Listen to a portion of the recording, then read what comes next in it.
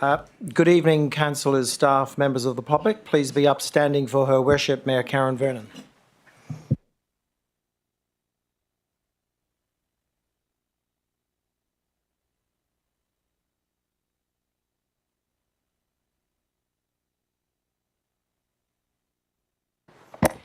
Good evening, everyone. It's now 6:30 p.m. and I'll declare this ordinary council meeting of the Town of Victoria Park is open. I'd like to ask Councillor Devereux to read the Acknowledgement of Country, please. Nanjerapan Wajak Nunga Bujak Yakan Nija Bilya Barduk. I'm honoured to be standing on Wajak Nunga country on the banks of the Swan River.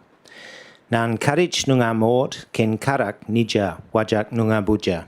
Nan Kadich Nija Nunga Burdia Kura Yeye Border Balapin Mordich Nunga Kardajan. Mort We Buja Yeye. I acknowledge the traditional custodians of this land and respect past, present and emerging leaders, their continuing cultural heritage, beliefs and relationship with the land, which continues to be important today. Nan Yunka Balapan Nunga Burdia We Mort Nija Buja. I thank them for the contribution made to life in the town of Victoria Park and to this region. Thanks, Councillor Devereux. Please be seated.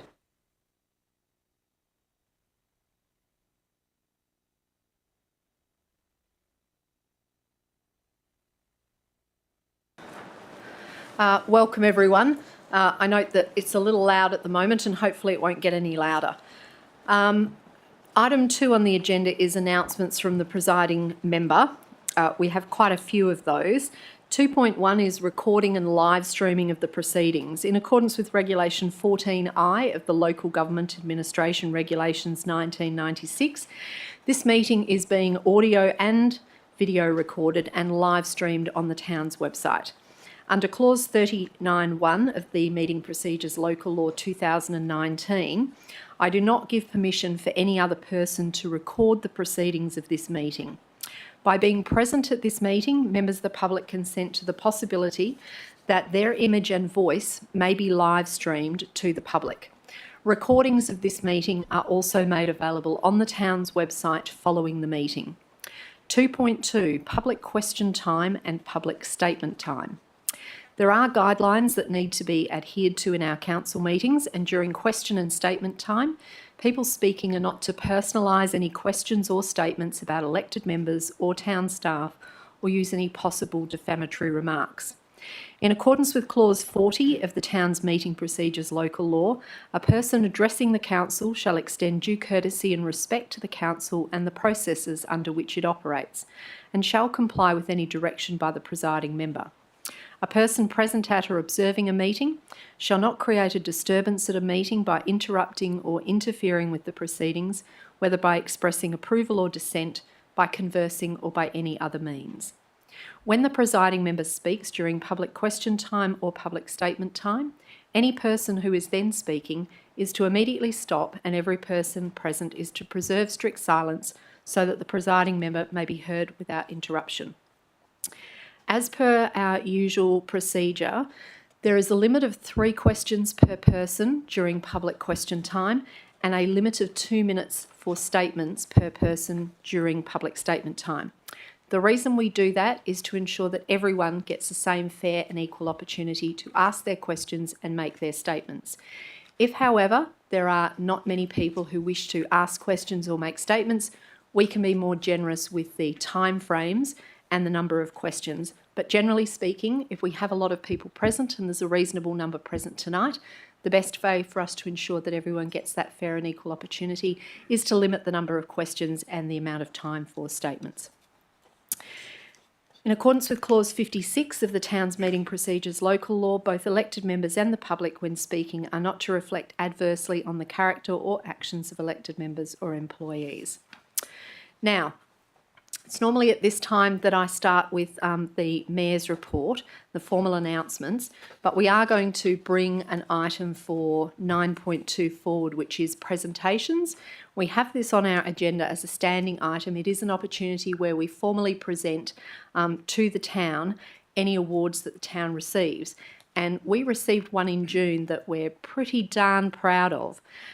So I did do a shout out for this award at our last council meeting, which occurred after we received the award on the 26th of June 2025, where the town received the National Award for Local Government Environmental Sustainability for our invention, the bird waterers, sometimes known as cocky troughs. And tonight we're really, really fortunate to have two of the leaders of our town's team here, the gentleman who invented the bird waterer, our manager, Gregor Wilson for Infrastructure Services, and also our natural area team lead, Steve Sadlowski. And both of them are here. And so we'd like to do a little formal presentation and ask them to come up and join me in front of the Mayor's seat so we can do a formal presentation, take a couple of photos.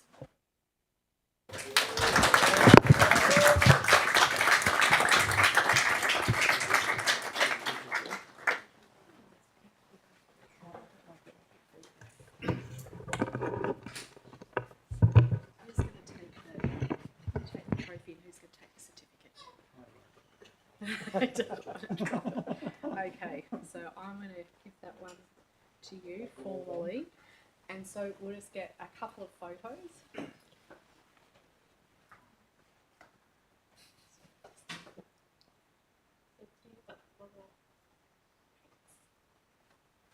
I think we've got one more in the audience.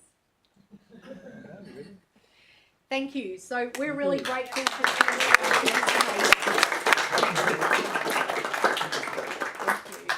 very special. Yep, we'll get those. We'll give them to Mr. CEO.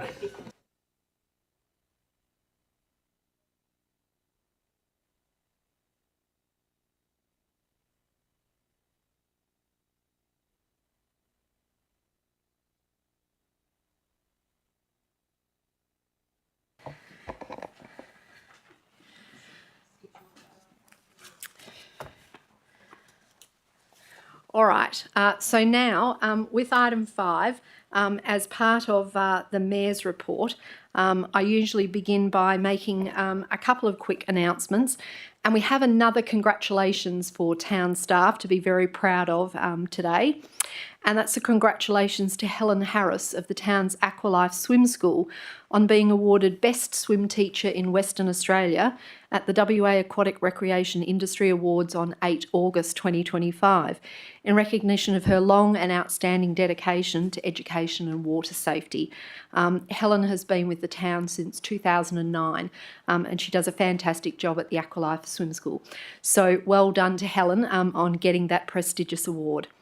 And finally, the town finished the 2025 community planting season on the 27th of July with a bit of what we're calling wild weather planting down at Hayman Road, Bentley, to celebrate National Tree Day, which was taking yet another step forward in completing the urban green corridor that we started about 3 years ago around the corner on Kent Street. And when I say wild weather planting, it was pretty much for the brave in the community who came out and joined us that day because it was pretty wet. Thanks to the town staff for all their hard work in preparing for and delivering this year's planting season. Thanks to the members of our Urban Forest Working Group who've been very keen supporters of everything we've done throughout the year. And a very special thanks to all of our community members who managed to join us for this special season. So in terms of the Mayor's report from July to August, in brief order, on the 17th of July, which is the first day after the July Council meeting, I attended a Mindarie Regional Council meeting. On the 20th of July, I attended the pop-up piano event at the Victoria Park Centre for the Arts, where a number of local musicians played a repertoire of music on the new community piano that's been donated to the Centre for the Arts by ABC Television, which included the 5-year-old piano virtuoso Maya from Perth, who stunned audiences in the first episode of The Piano that was broadcast on ABC earlier this year. On the 24th of July, I joined the town staff. You actually saw 2 of them, for a guided tour and a presentation on the town's Birdwaterer project. We did that in partnership with the Landscapers Institute of Western Australia, and this event was attended by local government staff and landscape professionals from across Perth. That evening, I attended a further meeting of the Mindarie Regional Council, at which I was re-elected as Deputy Chair for 2025-26. On the 27th of July, I joined members of the community in celebrating National Tree Day, as I just said, on the town's planting day at Hayman Road in Bentley. And that afternoon, I attended the annual All Sorts Choir concert at Swancare Retirement Village. On the 28th of July, the CEO and I met with the Director of the East Metropolitan Health Services Mental Health Team to discuss the progress of Biddy Wunjin CAT, the St James Transitional Mental Health Facility, which opened almost 3 years ago. On the 30th of July, the CEO and I had a meeting with the Chair and the CEO of Perth Racing to discuss the recent changes to their planned redevelopment at the Belmont Park Racecourse. On the 6th of August, I attended the town's grants presentation night, where we recognised those sporting and community organisations, schools and businesses who were all successful in obtaining community grants, donations and operating subsidies from the town for 2024-25. On the 8th of August, I had my induction as the new member of the Burswood Park Board, taking over from Deputy Mayor Ife, who has ably held that position and represented us there for the last 2 years. On the 9th of August, I opened the Friends of Jerderup Bushlands presentation on bats in the bushland, which was an informative and very fun bat chat about bats in general and their presence in our Jerderup. On the 14th of August, I attended a crime and community safety forum, which was held by Safe Communities Now for our residents in St James, Bentley and also Wilson, with the City of Canning. On the 16th of August, I held Share with the Mayor at the Library. That afternoon, I was a guest of the board of the Youth Ballet WA's Motion in Play at the State Theatre Centre, which was a special mid-year event to celebrate 20 years of dedication, artistry and evolution of Youth Ballet WA, which we're fortunate to have based here in Burswood. On the 18th of August, I presided at our monthly citizenship ceremony, which was last night, where we had a lovely ceremony to welcome 17 new Australians from 10 different countries. And thank you to Deputy Mayor Ife for being our MC on the occasion. So that concludes the Mayor's report. Item 3 on the agenda is attendance. We've got all elected members in attendance. We also have a number of the town's staff led by our Chief Executive Officer, Mr. Carl Askew. There are no apologies and no approved leave of absence. Next is declarations of interest. Mr. CEO, do we have any declarations of interest, please? We do, thank you, Mayor. Item 9.1, Councillor Devereux, an impartiality interest. I have been contacted by and discussed the significant development of the Cone Street concrete batching plant with local residents and encouraged them to provide their comments to the SDAU about it. I also live within 800 metres of the plant and made a submission to the SDAU about it. Item 11.4, Councillor Devereux, also impartiality. I have had email contact from residents concerned about the Burswood Motorplex and visited some residents in close proximity to the proposed development. I am also a member of the Higgins Park Tennis Club, which is part of the Higgins Park Playfield Reserve Master Plan. Item 13.6, Councillor Devereux, impartiality. I have had contact with community members in person and on social media about the Western Power Community Batteries proposal. And finally, item 22.1.2, myself, a financial interest. This matter relates to my contract of employment.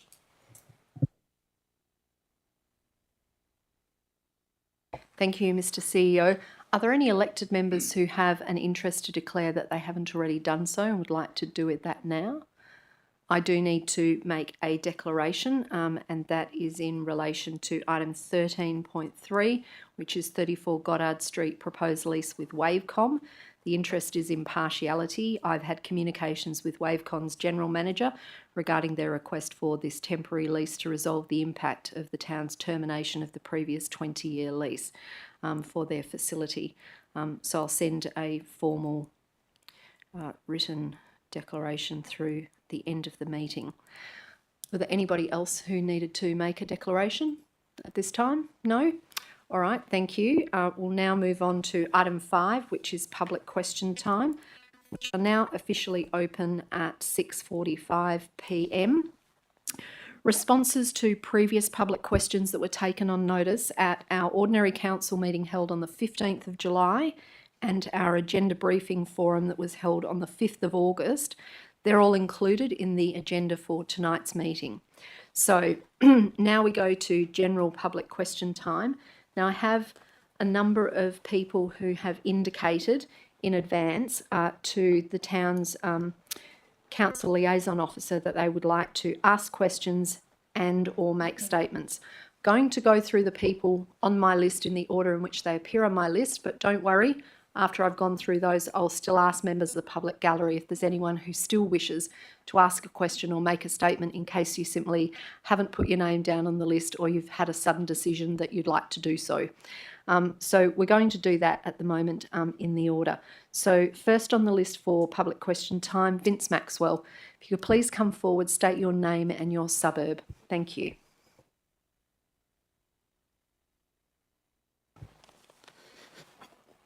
Good evening, Mayor and Councillors. Vince Maxwell from Vic Park. In relation to the corporate business plan, it's meant to be a 4-year roadmap. So why has the town removed the financial and major project details, and when will they be reinstated?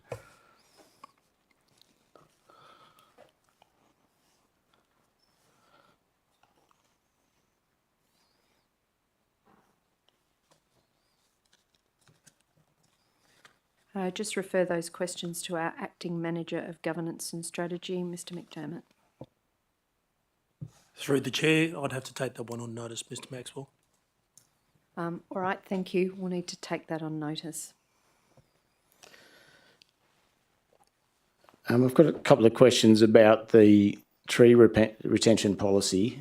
And I have a neighbour's tree overhanging my property, and in the past I've pruned branches and returned them to the neighbour or disposed of them under common law rights to remove trees up to the boundary.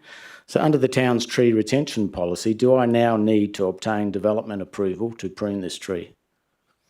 I refer that question to the Chief Community Planner, Mr Doy.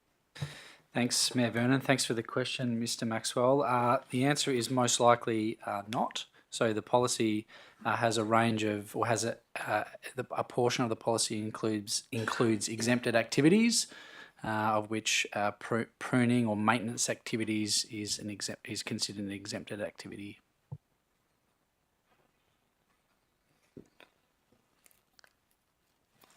So can you just clarify for me? I mean, under common law, I've rights to prune this tree up to my boundary, but under the policy, if the neighbour wants to prune the tree, they most likely have to go through a development approval process. Is that correct? That is right, Mr Maxwell. The policy applies to the person who owns the tree. So I can prune it, but they can't? No, they have rights to prune the tree too. So the exceptions that are set out in the policy include the right to prune a tree, but not to the extent where you would prune the tree by cutting literally every limb off it. So there are requirements in the policy about a percentage of the tree that you can prune, which is a legitimate level of pruning before you would need a development application. And for the kind of pruning that you would be talking to, which is overhanging branches that hang over the boundary line, those are ones that the law allow you to cut off and dispose of. Do you have a final question? Yeah, so this policy, it is a policy. How does the town propose to enforce that when it's not actually a law? Mr Doy? Thanks, Mayor Vernon. We would use the policy in the same way we use all of our local planning policies. It's there as a guide. It outlines activities that require a development application, and we would regulate it through the planning or the development application process. Okay. It's also the case, Mr Maxwell, that people can actually make reports to the town if they become aware that someone is cutting a tree down. They can actually contact the town and find out if a development application has been lodged for it. So like many of the things in the town where we have a level of compliance and we have the power to basically enforce compliance, we often rely upon people to let us know if there is activity that's going on that ought to be regulated and perhaps is not being regulated. So, for example, tonight's agenda includes things like unhosted short-term accommodation. So there's now laws around that. So if we give approval for that, we rely on the neighbours to actually potentially report to us if they think that there are unacceptable activities going on at that unhosted short-term accommodation. That would alert us that we may then need to take compliance action. So that's quite common how most local governments do work, rather than paying a lot of staff to spend all their time going out looking for breaches and then taking compliance action. So this tree retention policy is intended to be aspirational, to encourage people that if they were going to develop their block of land and they were thinking about removing a mature tree, don't forget it's a tree that's 8 metres high or more, or with a very wide trunk, that is a tree that we value in the town, and we're asking those people to apply for development approval. It's not to say they won't get their development approval, because there are reasons why they may very well get development approval granted to them. And to make it easier, we have waived the fee that other local governments are applying for this policy. So people won't need to pay an application fee to make their application, and there's a variety of reasons for why you might be successful in getting that development approval. But equally, there might be reasons why you don't get development approval, because the town says we want you to work with keeping the tree. Yeah. My question was more around where the head of power is coming from for a policy to be enforceable. What law is that acting Well, the under? local planning policies are made under the Planning and Development Act, and a breach of the local planning policy is a breach of the Planning and Development Act, for which penalties apply. That's correct, isn't it, Mr. Day? Mr. Doy said yes, that's correct. Sorry. So that's the head of power. And that's your 3 questions, Mr. Maxwell. Thank you. Next on the list, Angela Luttrell. Please come forward, just state your name and your suburb, please. All right, good evening, everyone. I have a couple of questions, but they sort of work together. I just need to get you to say your name and suburb Oh, for us, sorry, please. Angela Luttrell. I'm the newly elected president of Higgins Park Tennis Club. Okay, So, your good evening, everyone. Your suburb is East Victoria Park? Well, yes, Eastwick Park, yeah. Right, I thank think you. we're under that area. As a club, we'd just like to know, well, as I'm newly elected, I can take some information back to my committee. Where do we sit as a club in the Vic Park area, and where are we heading with sort of an upgrade of facilities? That runs into the next question of what were the results of the consultation process that was held. We had the cricket club, the tennis, the hockey, all the associations in the area. We had a big consultation process. You did mention it, but I can't remember what you called it. Were there any results from that process? So therefore, if we're getting upgrades to facilities, or we're looking ahead to upgrade, if that process is going through in another direction, then that will impact on us for future sort of infrastructure improvements and upgrades. All right. So Does that make sense? Yeah, that certainly does make sense. First of all, can I say, where's the club at in the town of Victoria Park? We think the Higgins Park Tennis Club is a great club. You're a club for all ages and very inclusive. So, and of course, the only tennis club in Correct. the town. So that means that I think you have a special place for us. There is the Higgins Park and Playfield Reserve Master Plan, which was adopted by Council in 2020. That has a grand vision for Higgins Park. It does currently include, as adopted, a exploration of the needs of each of the clubs there in terms of their facilities and the potential for a co-located single building that would house all club users. Beyond that, I am going to go to Mr. Doy on this, because when you referred to a recent consultation, we have been doing consultation for the development of a clubs plan, which is about finding out what all our clubs need, not so much from a facilities perspective, because we know quite a lot about that, but you could potentially be referring to the consultation that we've been undergoing with the clubs at Higgins Park about their needs, which is work we're starting to do. So I'm not sure which of those you were really referring to, but I'll give it to Mr. Doy and he can give it his best shot to cover any of those things that he thinks will help you out. But upgrades to your facilities are well and truly on the council's agenda. Fabulous. Mr. Doy.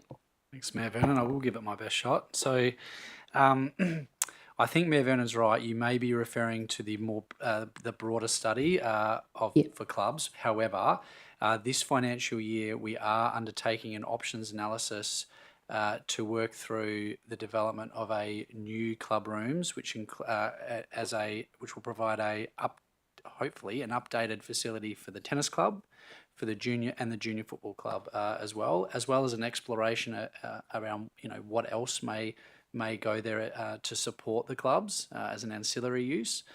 We don't know what will come out of that process, but I can assure you that the tennis club and the junior footy club will be central to that process. So you will be heavily involved. We haven't started it yet. So you haven't got a time frame on? We'll be working through that this financial year. Should occur over the coming months. Okay, thank you. But look, we'll certainly, I'll certainly reach out and perhaps we can have a meeting and have a bit of a discussion. I can perhaps give you some of that background detail about where we've been to through the Higgins Park Master Plan process, because that did actually involve us consulting with a lot of clubs in the town about who could possibly be relocated to Higgins Park, and that did result in our decision of our council not to place hockey or other sports there, but to develop up the oval for football and have a football focus and cricket in the summer. But obviously the tennis club maintains its own unique footprint as it needs to for your playing courts. So, but yeah, happy to catch up with you and hopefully that's Well, a start. seeing as it's our 60th year, yeah, we need a bit of action there. Thank you. All right. Thank you very much. Now, were there any other members of the public gallery who had questions that they would like to ask? Please just indicate if you've got questions and you're welcome to come forward and ask them. No, not seeing anybody desperate and dying to ask any questions. So on that basis, we'll move on to public statement time, which I will now open at 6:57 p.m. So I have a number of people on the list who would like to make statements. First on the list, Vince Maxwell. If you could please come back.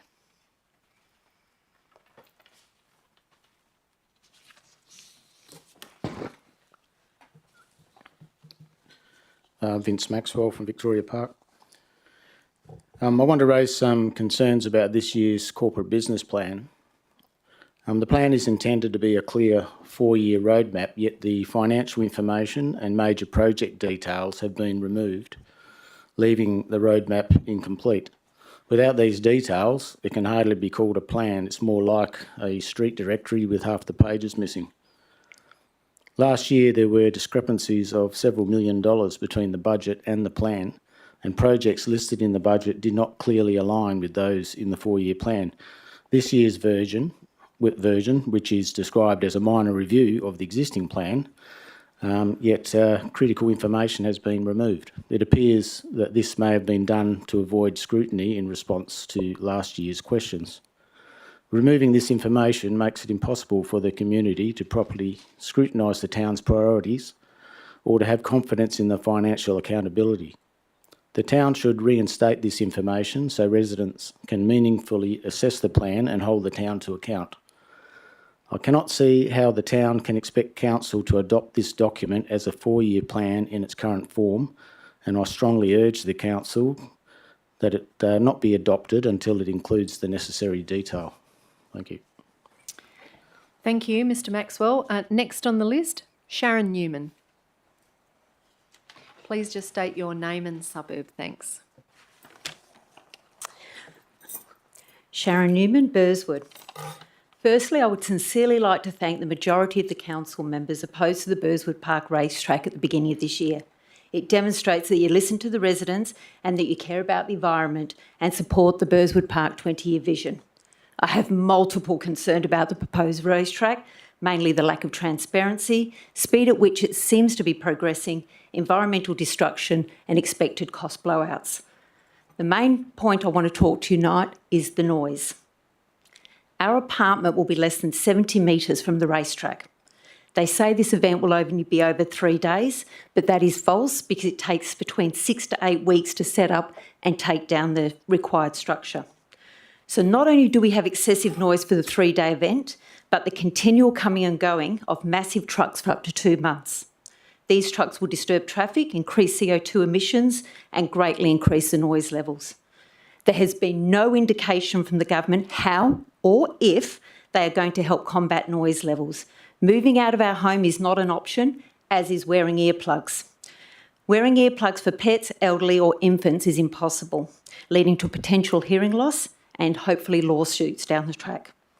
Supercars continually exceed their allowance of 95 decibel because it's classified as a special event, while WorkSafe only recommends a maximum of 85 decibel. The racetrack in Newcastle was eventually shut down because of excessive noise, as was Claremont and the airport, specifically for these reasons. The noise would further enhance because of the acoustic effects of the Optus Stadium and high-rise apartments trapping in the noise. Also, if the Fremantle doctor is in, it will further elevate the noise. Keysbrook has taken 6 years to try and pass all EPA's requirements, and they still don't have approval, and it's not a residential area. We need an independent noise assessment undertaking to help stop this ridiculous proposal, and if the Vic Park Council could help out in any way on this matter, it would be greatly appreciated. Thank you for your time and support. Thank you. Next on the list is Amanda Morecambe.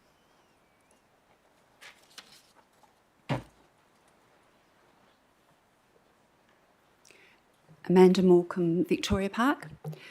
My statement tonight is in support of Council's advocacy to oppose the planned racetrack and associated infrastructure at Burswood Park.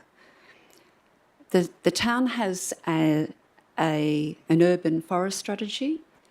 This destruction of the park, and it will be a destruction of the park because to build the racetrack and infrastructure associated with that basically have to raise everything there to the ground and fill in lakes which host waterfowl and other creatures. And in the master plan, there should have been an urban forest here. There's not going to be an urban forest. It's going to be basically a concrete heat island in place of that. And what there should be is a haven, a natural haven that helps people who live in city areas, particularly in apartment buildings, who don't have access to that. They don't have backyards. They require these areas to be able to connect with nature, which helps with their physical and mental health. I'm very concerned about this plan that the government seems to be bulldozing through against a lot of opposition, and that's basically all I have to say. Thank you. Thank you. Next on the list, Chris Newman.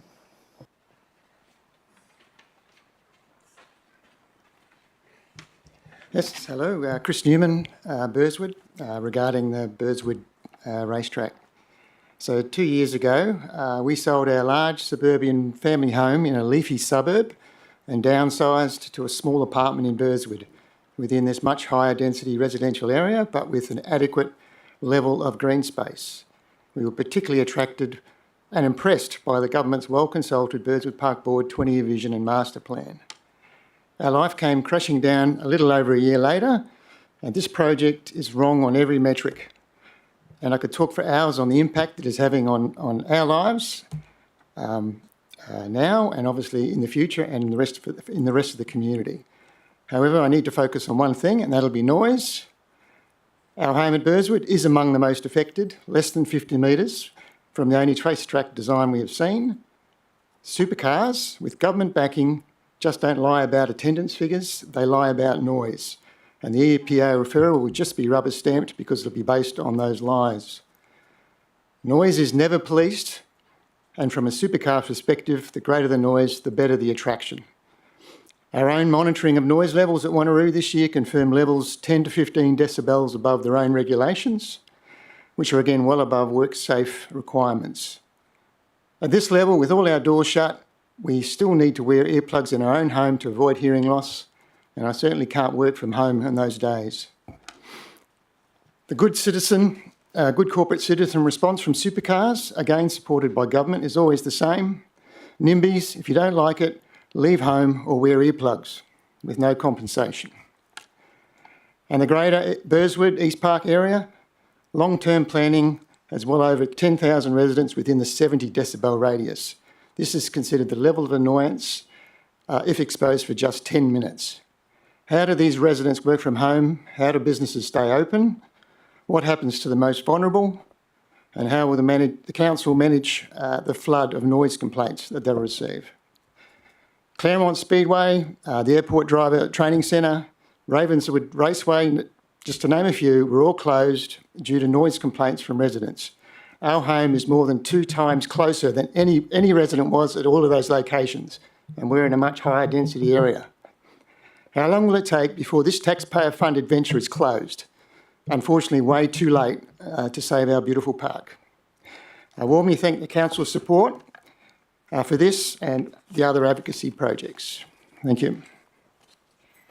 Thank you. Next on the list, Stacey Wessling.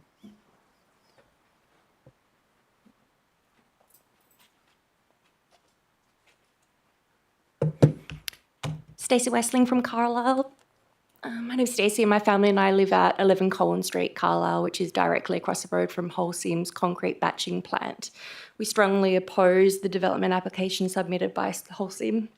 We do not believe that 12 Collins Street is an appropriate location for a concrete batching facility of the proposed size in a light industrial zoning. The town's planning scheme emphasises that the light industrial zoning objective is to ensure that where any development joins developed residential properties, the development is suitably set back, screened or otherwise treated so as not to detract from the residential amenity. To install 6 31-metre tall silos that will be visible far above the 5-metre perimeter wall goes against that very objective. Further to that, 24/7 hour operations with approximately 110 nighttime vehicle movements will be hugely detrimental to the nearby residents that currently enjoy quiet evenings. Protecting the well-being of the community adjoining 12 Collins Street should remain a priority in considering the development application. Thank you. Thank you. Shay Bessel.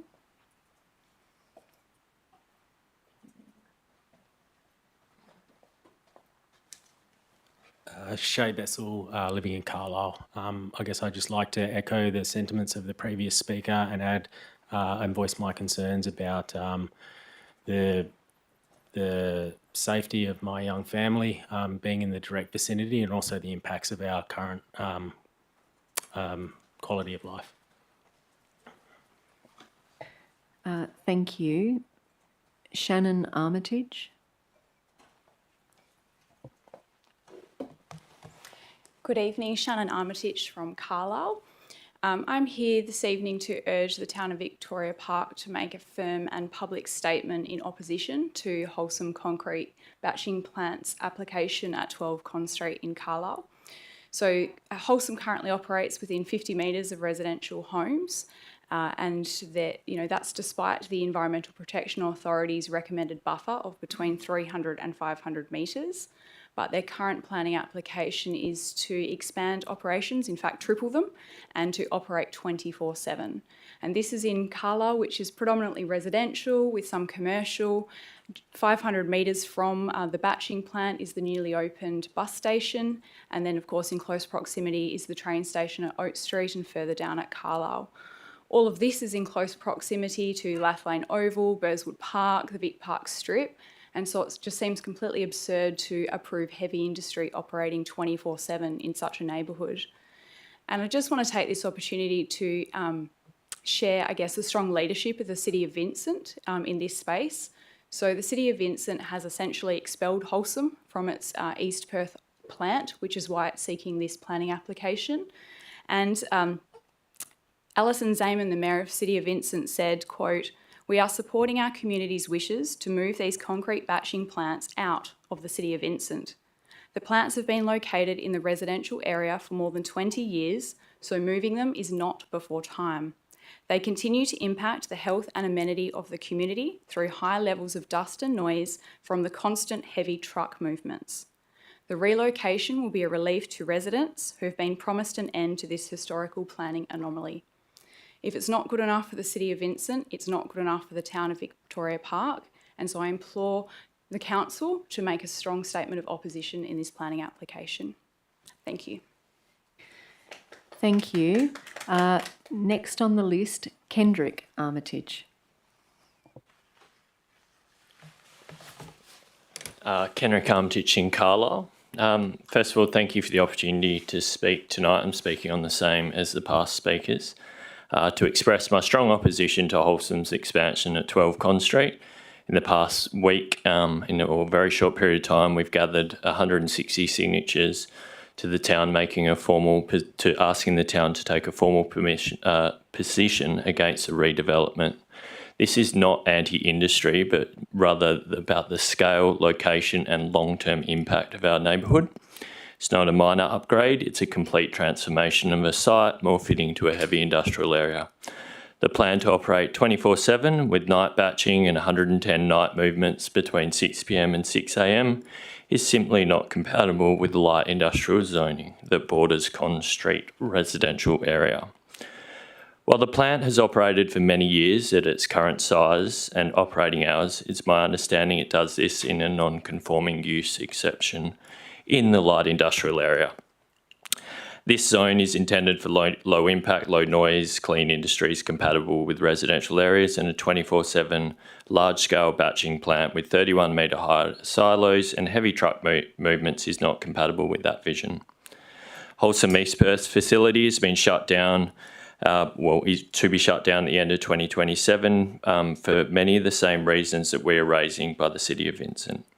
There's lots of nearby appropriate industrial zonings like Welshpool, Kenwick and Kewdale that perhaps would be better suited and still within 30 minutes of the CBD, which is what Wholesome requires. I respectfully ask that the Town of Vic Park make a formal statement opposing the redevelopment and advocate to the WA Planning Commission on behalf of its residents. Thank you for the time. Thank you. Just for those who've just come and spoken about the Wholesome Batching Plant development application, I'm fairly sure you're all aware. This matter is coming to a special council meeting on Tuesday the 2nd of September, which will be prior to our usual briefing forum held that night. That is so that we can meet the requirements for the timing of the presentation of the town's responsible authority report, which is required to be submitted to the WA Planning Commission, who are the decision makers in relation to this application. And tonight we do have, Mr Armitage, your petition is up for presentation for council to receive it tonight. Under our rules, we can't make a decision on the subject matter of a petition until we have a report to council on that subject matter. That report will be the one that comes to the special council meeting on the 2nd of September. So the matters that you bring to our attention will be taken into account when that matter comes before council on the 2nd of September. So thank you for bringing those statements tonight. Realise that sometimes not always ideal or convenient to come out to council meetings on a weeknight with family, and especially when it's really wet like tonight. So even if you aren't able to come on the 2nd, everyone is in attendance, has heard what you had to say tonight. So thank you for that. Thank you to those members, the Save Burswood Park Alliance, who came along tonight and made statements from the audience. Your item is also on the agenda tonight as part of our advocacy priority project, and I think you'll be hearing something about that fairly soon. There are two more people on the list who I understand are not here to talk about those two items. So, Angela Luttrell, would you like to come forward and make your statement now? Angela Luttrell, East Vic Park. I have sort of had a response in the first two questions about my statement, but I'll talk about it anyway and give you a bit of a more general idea. We're 60 years old this year. We're having a celebration on the 4th of October. My father was the founding president. He worked closely with a gentleman called Joe Higgins, which will be probably back in the memory banks of the council. He was a fabulous hard worker and supported families in the area, because when the tennis club first got established, it was mainly because of the large number of children in the area, because in those days most families had 5 members, 5 children. So you only needed 4 families and you had a tennis club basically. So they saw the need to establish that club, and now it's turned around and I'm the president there. So it's just quite bizarre 60 years later. But I'm going to take this opportunity to stress that we are really, really super keen to work with the council and improve our facilities, because a lot of the buildings are still 60 years old, especially our toilets for the ladies and the gentlemen that really need the upgrades. And if the program of building a new facility is, a long way down the track, we want to build that inclusive sort of membership in the community. And we can offer that friendly, as you are aware, we're always friendly and open, but we still need that infrastructure to encourage families to come and join our club and keep our numbers rolling along, because the kids are our future.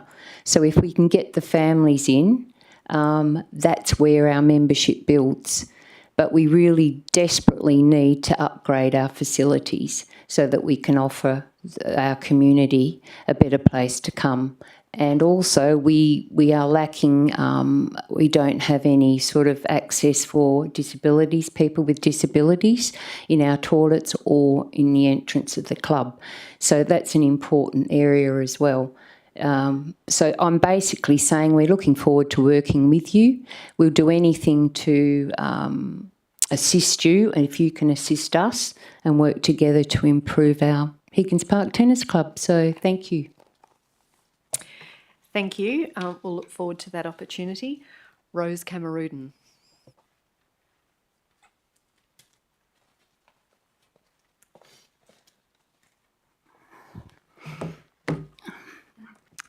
I'm Rose Cameroodin from Lathlane. Good evening, Mayor, councillors and the staff of the town of Victoria Park. You might remember me, but I'm here this evening to talk about Rutland Avenue and the principal shared path. Firstly, I'd like to thank the town for all the continued advocacy and work that has gone into trying to make the best decision for a completed project that's going to benefit cyclists, motorists and our local community. After reviewing the project update from the agenda briefing meeting earlier in August, I was encouraged to see that the town are investigating alternative methods for providing a satisfactory completed project whilst trying to reduce construction costs. In particular, I commend the town for continuing advocacy efforts whilst exploring other delivery options and seeking collaboration with adjacent projects in the Lathlane and Burswood precinct in efforts to reduce both the risks and the costs. I believe that taking this precinct-wide infrastructure delivery approach shows that as a community, we want project outcomes that will satisfy all of the stakeholders. I did note that in this report, there was no mention of the town allocating funds towards this project. Whilst I understand that the costings being estimated are very significant, I feel it would work in our advocacy efforts to show that we are willing to contribute towards a project that has had such significant community involvement. Basically, I feel like this has been going on for a really long time, and I want to thank the town for all the work and the advocacy that you've done today and for listening to your community, because ultimately we are always going to be here. Thank you. Thank you. Now, that's the last of the people whose names were on the list. Is there anybody else in the audience who hasn't made a public statement but who would still like to do so? Please just let me know. No? That looks like that is everyone. So at 7:19 p.m, I'll formally close public statement time. Thank you to everyone who came along. We'll now move back on to the agenda proper.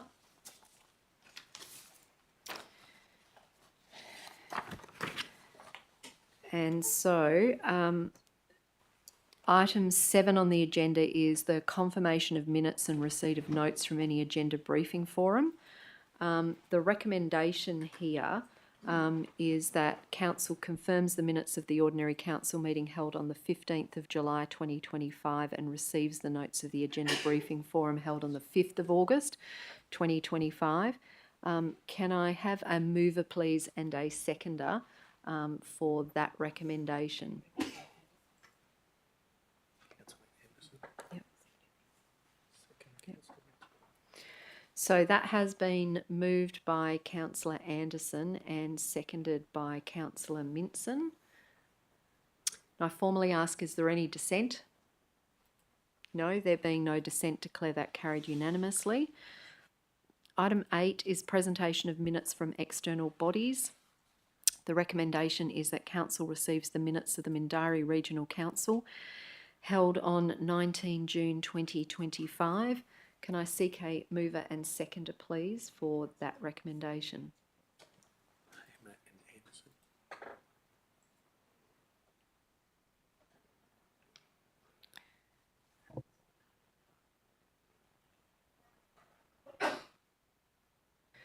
That is moved Councillor Hamer, seconded Councillor Anderson. Is there any dissent? No, there being no dissent, declare that carried unanimously. Thank you. Item 9 is presentations. 9.1 is petitions. We do have a petition for presentation to Council. So this petition has currently a total of 151 signatures, which are yet to be verified. The recommendation is that Council 1 receives the petition from Kenrick Armitage, requesting that the Council makes a statement opposing the concrete batching plant redevelopment, Carlisle, Part 11B, application for significant development, currently with the WA Planning Commission. The application for significant redevelopment is seeking increased annual production capacity from the current 110,000 cubic metres to 300,000 cubic metres, the ability to operate 24 hours a day, 7 days a week with a wet mix batching process for night operations, and 6 cement silos, each with an overall height of 31 metres.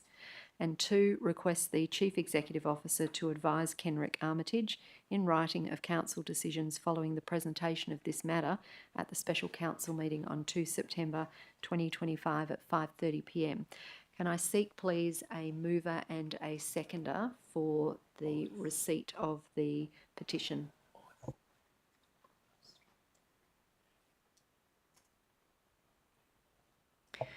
That's been moved by Deputy Mayor Ife and seconded by Councillor Miles. Is there any dissent? No, there being no dissent, declare that carried unanimously. Thank you. We now go on to item 9.2 on our agenda is presentations of awards. That's already been dealt with. 9.3 is deputations. We have received a request for a deputation, and as per our meeting procedures local law, this needs to be put to Council for a resolution to receive the deputation. The recommendation is that Council receives the deputations from Mr Jerry Pruitt and Ms Jane Ardern on item 11.4 Advocacy Priorities Projects 2025 to 2026. Can I seek a mover and a seconder, please, for the recommendation?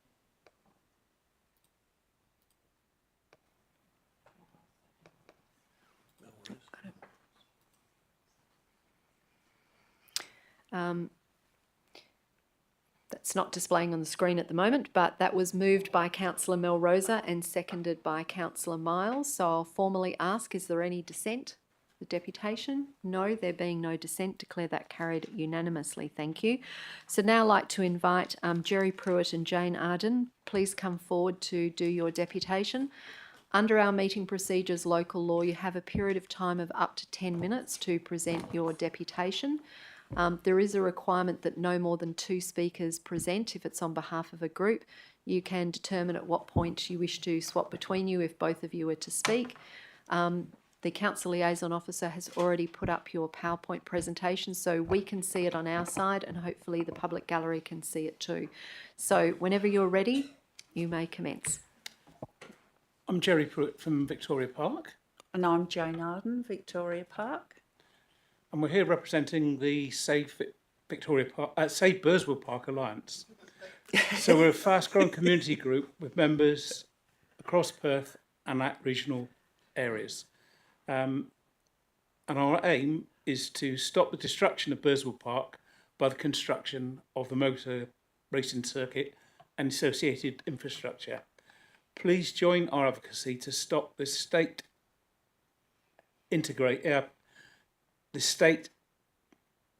instigated environmental vandalism. So why are we so why are we so concerned? This proposal's being imposed on us all by the current state government. It's going to destroy a precious inner city parkland and enjoyed by a large number of people, destroy a thriving ecosystem and directly impact on the suburbs listed. Burswood Park Board developed a 20-year vision in consultation with stakeholders in the community over 5 years. This was launched by the state government in November 2023. The concept for the park was a park for everyone, with the vision structured around themed precincts connected by pathways, boulevards, boardwalks and trails. This document has been absolutely ignored. So what will this multiplex look like? It will be a minimum of 12 metres wide. Most venues are 15 metres. The length of the 20,000 person amphitheatre site will be 300 metres. That's the same as Optus Oval.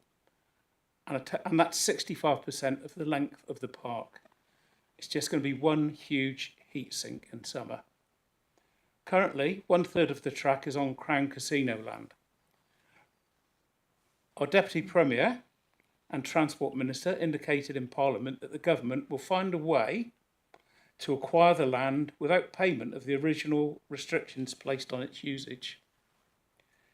Is it a coincidence, after a long delay, Crown has been granted a renewal of their gambling licence by the government with no penalties or restrictions, despite the findings of the Royal Commission in 2022 and a 2-year remediation period?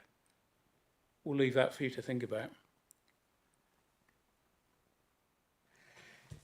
From an economic point of view, do the supercars figures add up?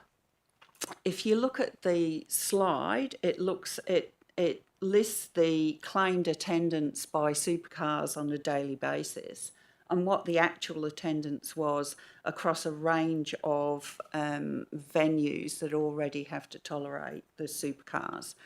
So the government are relying on these figures to justify the project, and no, they don't add up. We've discovered that supercars sell cheaper tickets for the whole event rather than for single days, so that the people who buy the tickets because they're cheaper might only go on one day, but they're counted for the whole period of the event. It's the same for the concerts that they hold each day. So if people go to a concert only, it's counted as part of the event. Supercars need events because there are declining numbers attending the races, hence the need for the amphitheatre. Surprise, surprise. A government feasibility study that we're very much aware of, written prior to June 2024, stated that this project will not be financially viable.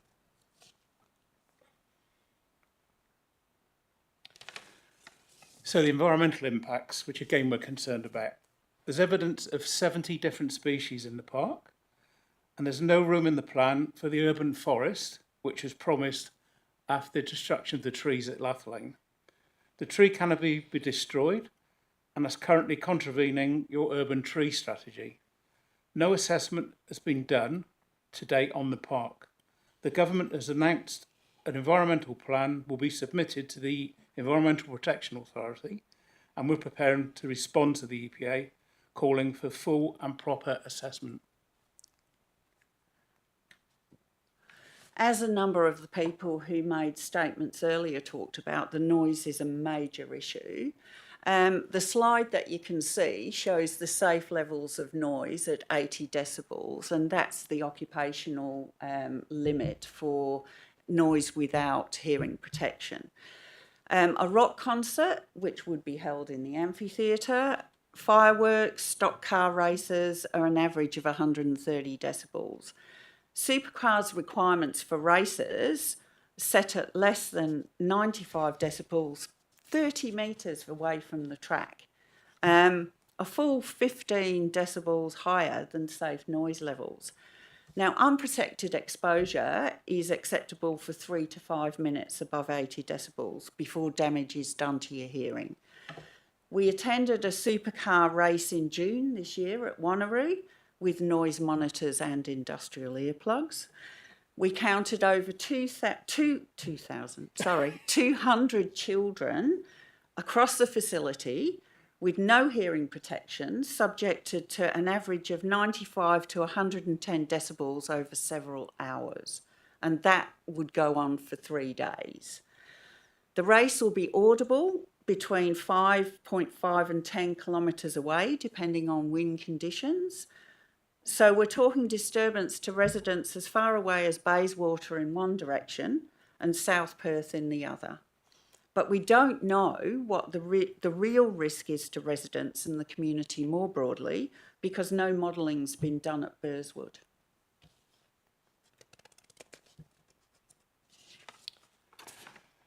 The Whadjuk Aboriginal Corporation, WAC, have responsibility for the Indigenous Land Use Agreement that includes Burswood Park. To date, there's been no discussion beyond the peak body, the South West Land and Sea Council. The Burswood Canal was one of the earliest public works conducted in the Swan River colony on the Burswood Peninsula in the 1830s. There's been no investigation of the impacts on the canal, which is heritage listed. So that's our main concerns in a nutshell. But our action to date, the Town of Vic Park was the first organisation to react to the announcement of the motorplex during the election period. Yay you. We spent a lot of time ensuring that the opposition to the project is there for the government to see, and that the token community consultation undertaken by the government is recorded accurately. And you can see the results up on the screen. We've collaborated with all the opposition parties since the election announcement of the project, and they're all very supportive of our campaign. We've provided well-researched and factual information to them to assist in them calling the government to account through parliamentary question time and budget estimates. And many of those questions have been used.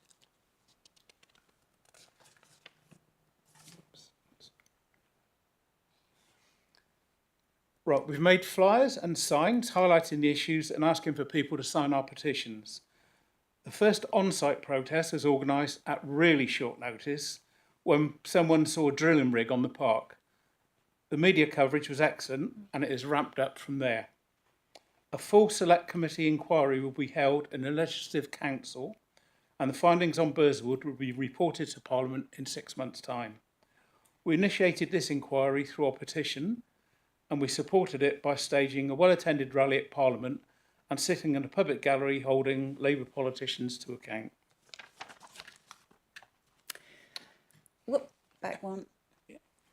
The letter writing and email campaign has grown over the last few months as more people are becoming aware of what's proposed for Burswood and the true costs of the project. We estimate that it's going to cost about $500 million at least to construct, plus 300,000 plus a year to maintain.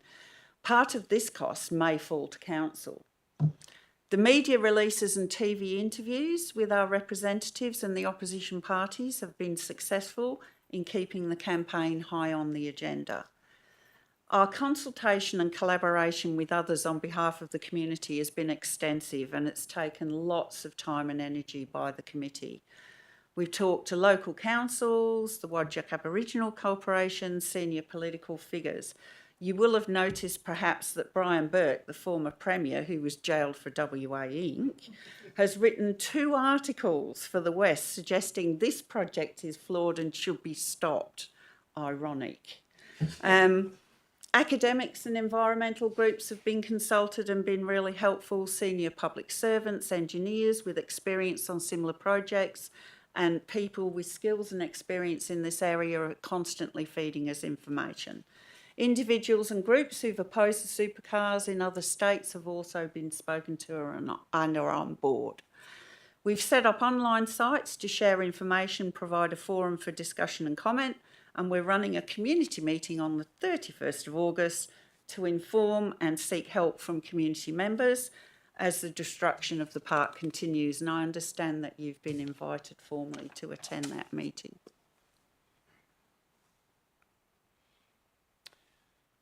We've already seen a near-death experience when a young girl was thrown metres into the air while a hoon thought it was great to go on Canfield Drive. So we call on Council to publicly advocate against the destruction of Burswood Park and the building of this racetrack. We'd also like to formally request the CEO to arrange a briefing to the senior staff so that we can fully explain the government spin and what the real facts are about this horrendous vandalism that's going on in the town of Victoria Park. Thank you. Thank you, both. As per our usual provisions, elected members are able to ask questions of deputation presenters. So are there any questions from any elected members for our deputation presenters tonight? Councillor Minson. Thank you, Mayor, and thank you for the deputation. Just to clarify, you referenced a feasibility study from a few years ago. What was do you have the title of that? Or? No, we don't. And at this point, we're trying to obtain it. It's not a public document. It's been a very concerned member of the Public Service has brought it to our attention. It's a senior government agency in terms of the hierarchy of the public sector. And we know that it does say that this is not a feasible project, but we're seeking to get hold of that document through FOI. And we may succeed, we may not. The ex-head of tourism was also on ABC 720 radio and stated that they previously looked at this sort of project and that the return on the dollar was about $1.50. And he said that is way below anything that they'd ever consider as a viable project. Thank you. Any other questions from any other elected members? Councillor Cruiser? This has not yet been referred to our Mindera Advisory Group for comment. Would it be helpful for us to do that in terms of getting a better understanding of the impact on Noongar heritage and custodianship of this area? Anything that anybody can do, and particularly an organisation like the council, would be welcome. We have spoken at length to the Whadjuk community organisation, and they're on side with us. They haven't been spoken to yet about their views on this project. They are the group that hold the responsibility under the ILUA, the Land Use Agreement, for Burswood. But anything that you can do to help us in advocacy, please do it. Anyone else who has any questions? No? Oh, sorry, sir. Unfortunately, the provision for questions under our meeting procedures to deputation presenters is only for council members. I'm sorry, it's not for members of the public gallery, but I'm pretty sure the deputation presenters would probably be more than happy to speak to you afterwards. I'm not sure that everyone is intending to remain here for the rest of our meeting tonight. But since there are no further questions, can I thank you both on behalf of Council for your time and for the Save Burswood Park Alliance's work to bring this matter to our attention. So thank you. And we'd like to thank you for your support as well. Thank you. Mutual Admiration Society.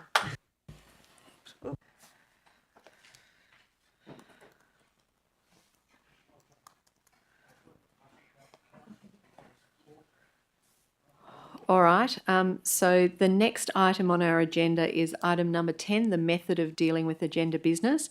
So there are a large number of items on tonight's agenda that are recommended for adoption by exception resolution.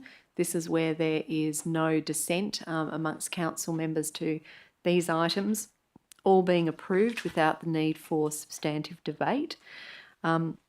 I'm going to go through the items listed as I always do, but elected members, if I can encourage you, if you see items on the list that you wish to have removed from the list for a particular reason, you need to let me know before we move this item. So the recommendation from the administration is that the following items be adopted by exception resolution and the remaining items to be dealt with separately. 11.1 Council Resolution Status Report July 2025. 11.4 Advocacy Priorities Projects 2025 to 2026. 11.5 South East Corridor Councils Alliance Memorandum of Understanding. 12.1 Revocation of Local Planning Policies numbers 15, 16 and 17. Various design guidelines for the Albany Highway Precinct. 13.2 Tender 2502 Cleaning of Council Buildings and Public Toilets. 13.3 34 Goddard Street Proposed Lease with Wavecon Pty Limited. 13.4 Rutland Avenue Advocacy and Project Update. 13.5 Request by Black Oak for consent to subleases and security 15 Hillview Terrace Elizabeth Bailey Park. 13.6 Western Power Community Batteries. 14.1 Statement of Accounts June 2025. 14.2 Financial Statements June 2025. 15.1 Purchase Card Audit. 15.2 Audit Update Report June 2025. 15.3 Corporate Business Plan Quarter 4 Progress Report April to June 2025. 22.1.1 Final Audit Report Emergency Management. 22.1.2 CEO KPIs 2025 to 2026. So are there any items in there that elected members require to have removed, or we're all content to move that now? Not indicating any issues for people to withdraw them, so seeking a mover and a seconder, please.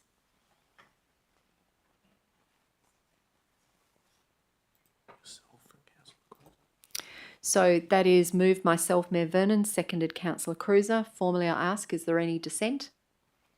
No, there being no dissent, declare that carried unanimously. Thank you.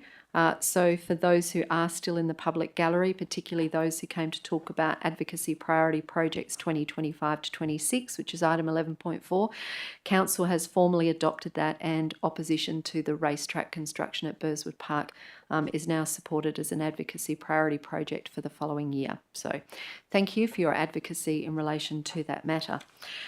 We now go on to the substantive items on the agenda that are not to be dealt with by exception resolution. So we start first with item 11, which is the Chief Executive Officer reports. 11.1 has already been dealt with by way of exception resolution. Item 11.2 is Policy 011 Elections amendments. So the recommendation is that Council endorses the amendment to Policy 011 Elections as contained in Attachment 11.2.2. Can I seek a mover and a seconder, please, for the recommendation?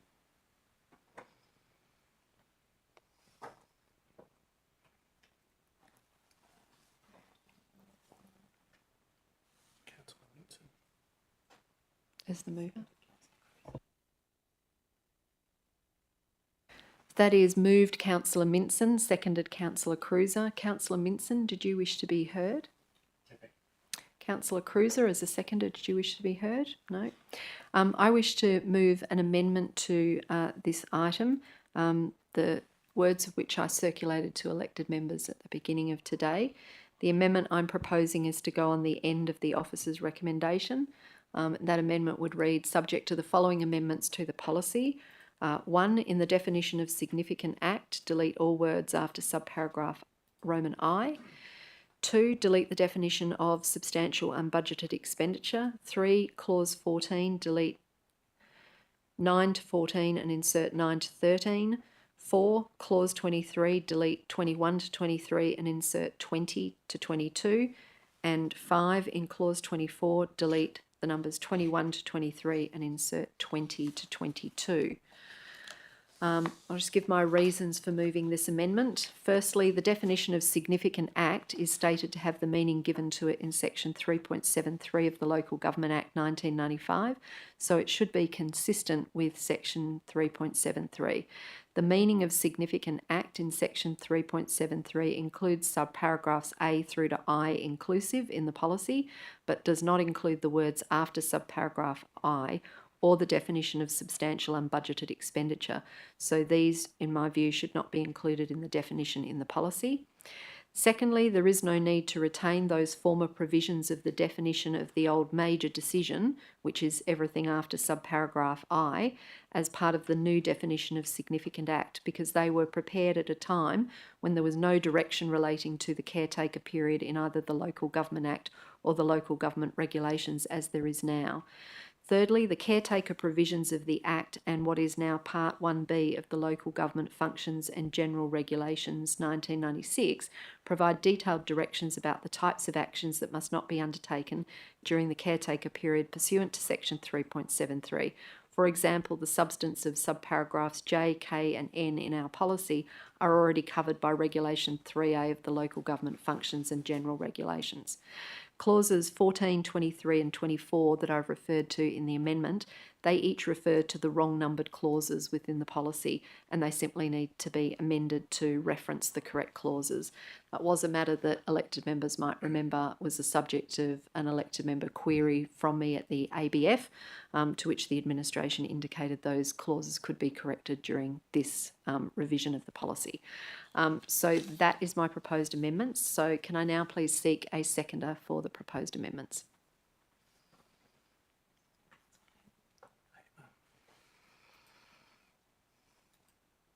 So the proposed amendments have been seconded by Councillor Hamer. I don't wish to speak further at this time on the amendment. Councillor Hamer, did you wish to speak to the proposed amendment? No. Can I ask, is there any dissent to the proposed amendments? No, there being no dissent, declare that carried unanimously. Thank you. So now go back to the recommendation as amended, and I'll formally ask, is there any dissent? No, there being no dissent, declare that carried unanimously. Thank you. Item 11.3 is minor review of the corporate business plan. This is an absolute majority item. The officer recommendation is that Council endorses the amended corporate business plan 2024 to 2028 as per attachment 11.3.1. Can I seek a mover and seconder, please, for this item?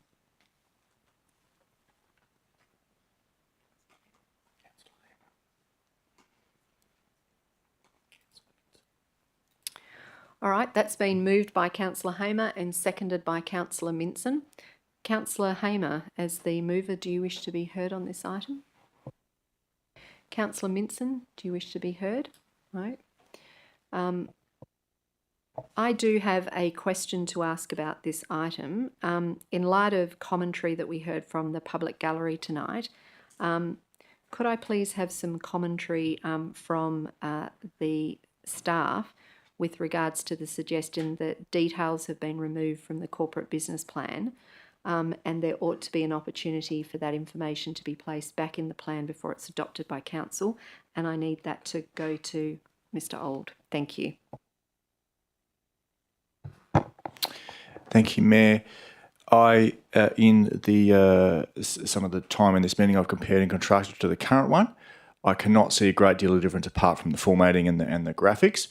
There is projects listed, I think, in one of the first few pages. They're different to the previous one. Last corporate business plan, we only had the current year budget. We've done exactly the same thing where there's identified funds. I did reconcile that previously for the ABF, but I haven't got the paperwork with me where that was listed in the budget. It is perhaps slightly different language used in the corporate business plan around programs and projects as opposed to perhaps plant and equipment and infrastructure. So my review, it seems not substantially different. All right, thank you. Noting that paragraph 6 of the officer's report does talk about the updates to this plan, and it talks about the fact that actions that were achieved by the end of June 2025 had been removed. Do you understand that to simply be a reference to projects that were completed in that particular year, Mr. Old? Correct. I understood. It's just to make it sure it is up to date and it's contemporary. Yeah. And the reference in the 4th bullet point where it says the adopted budget for 25-26 has been removed, are you able to explain what precisely that means? Does that mean that the corporate business plan as it currently stands had actually an adopted budget sitting within it, as in a copy of the budget that we've just adopted? Is that what is meant by that? I didn't write the report, but I do recall in the previous one we did do an extract of the budget at the very last page or the last couple of pages, and that's probably the only significant change. My view is you have the adopted budget, which this does refer to add it to that, and also just time constraints to get one document done and modify this, given the budget was adopted in July and this has basically been prepared at the same time. My advice to governors at the time was don't do that in case there is a clash, and as it turned out there was slight amendments on the night just to allow for some of that wriggle room, I guess.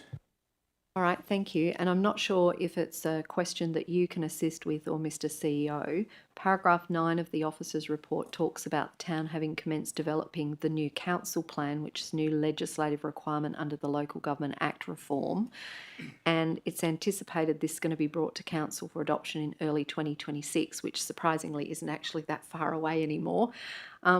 Given that that's going to be a combination of the strategic community plan and a corporate business plan, can somebody tell me if there's still going to be a need for a process for that new council plan to go out for public consultation before it comes to council for adoption? Either Mr. Old or Mr. CEO.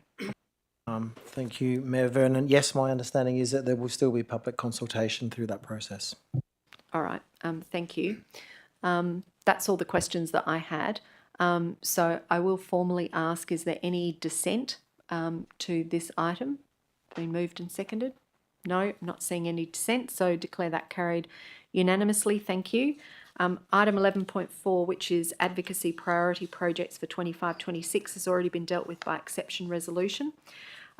We come now to 11.5, which is South East Corridor Councils Alliance. Memorandum of Understanding has been dealt with by exception resolution. 11.6, this one requires a vote by council. This is nomination of the WA Local Government Association's 2025 Annual General Meeting delegates. So the recommendation is that council will nominate certain elected members tonight to be voting delegates for the meeting coming up on the 23rd of September 2025, and also nominate elected members to be proxy voting delegates in case the main voting delegates end up being unable to attend. So I have received indication of one person who would like to nominate, but I haven't received any others. So far I have a nomination from Councillor Peter Devereux. Is there anyone else who wishes to nominate at this time to be a voting delegate? Councillor Crozer? All right, thank you. So I'm taking it there's no one else who wishes to nominate. All right, so I will ask at the same time, is there anyone who is willing to be proxy voting delegate? I'm happy to nominate for that along with Councillor Minson, unless there's anyone else who'd like to have that joy of being the backup plan. No? All right. On that basis, there only being sufficient nominees for the positions that we have available, there is no need for us to go to a vote. So I will formally move the recommendation then that Council 1 nominates Councillor Peter Devereux and Councillor Skye Cruiser as voting delegates for the 2025 Annual General Meeting of the WA Local Government Association, to be held on Tuesday the 23rd of September 2025, and nominates Councillor Daniel Minson and Mayor Karen Vernon as proxy voting delegates for the same annual general meeting to be held on the 23rd of September 2025, and requests the CEO to advise the WA Local Government Association of Council's nominees. Can I seek a seconder, please, for the recommendation?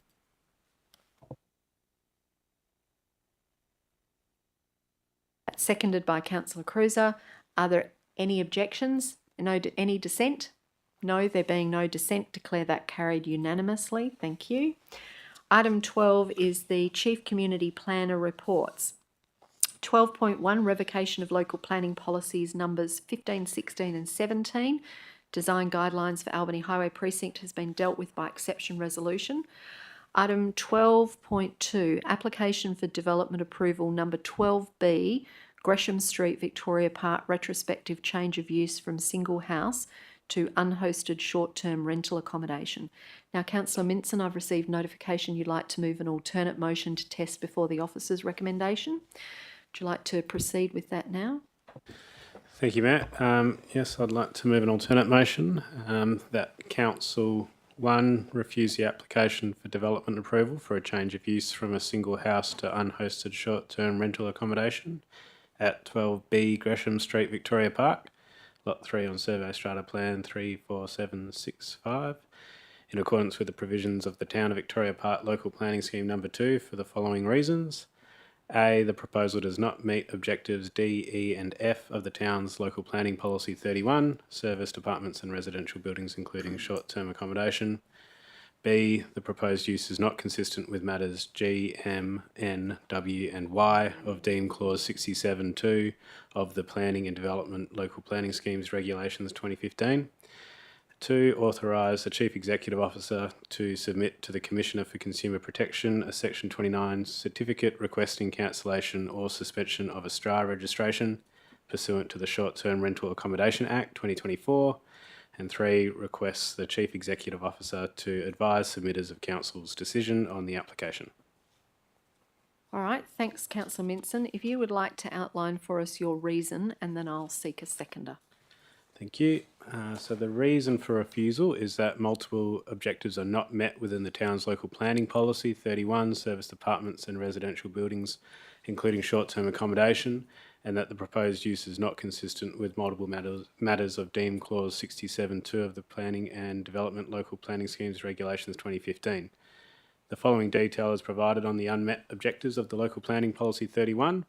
So for objective D, which is to protect the residential amenity of permanent and long-term residents and minimise perceived negative impacts that may be caused by the transient nature of alternative forms of accommodation. So the proposal is likely to continue to cause negative impacts on the amenity of permanent and long-term residents, as demonstrated from the complaints received and the written submissions. While the proposed management plan is noted, it is deemed inadequate to resolve the inherent issues caused by the transient nature of any guests, the site's residential location and the arrangement of the property and the neighbouring properties. Objective E, to ensure various forms of accommodation, particularly where they are to be located within existing residential areas, are of a compatible scale and design with surrounding development.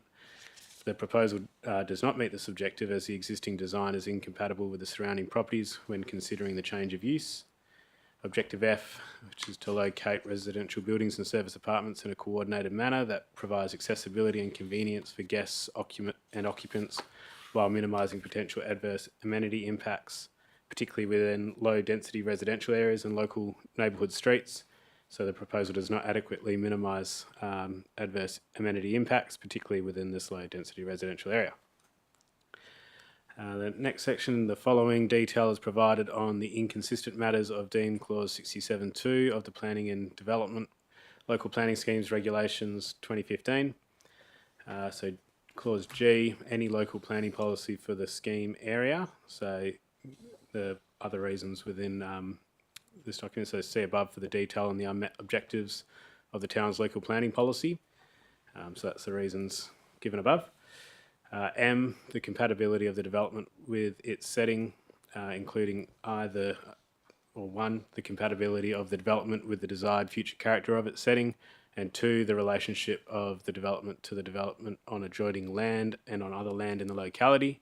The proposal is deemed incompatible with the desired residential character of this area and the adjoining properties.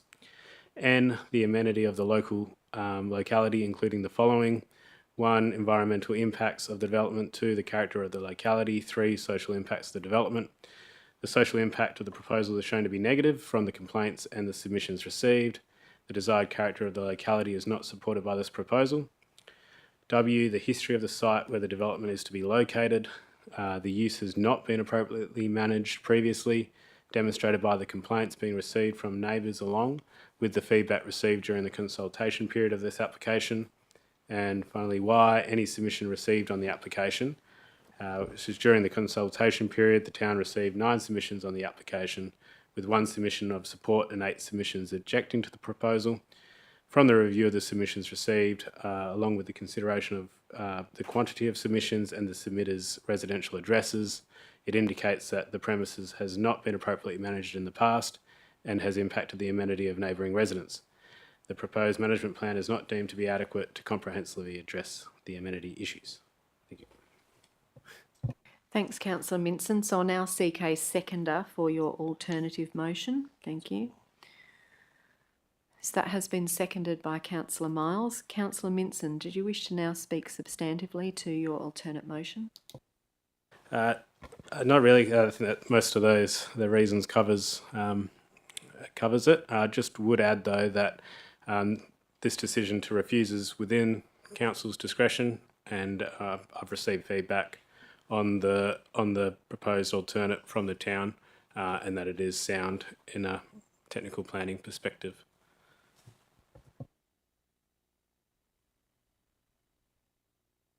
Thanks, Councillor Minson. Councillor Miles is the seconder. Do you wish to be heard?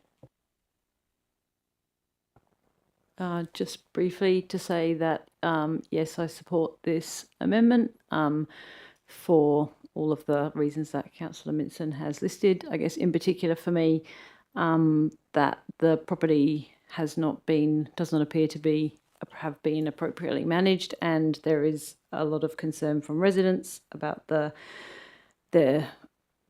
how their amenity has been affected, and in line with that, I think it's important that we go with this. I've lost all my words. Yes, I support this. I support the amendment. Yes, thank you. All right. Thanks, Councillor Miles.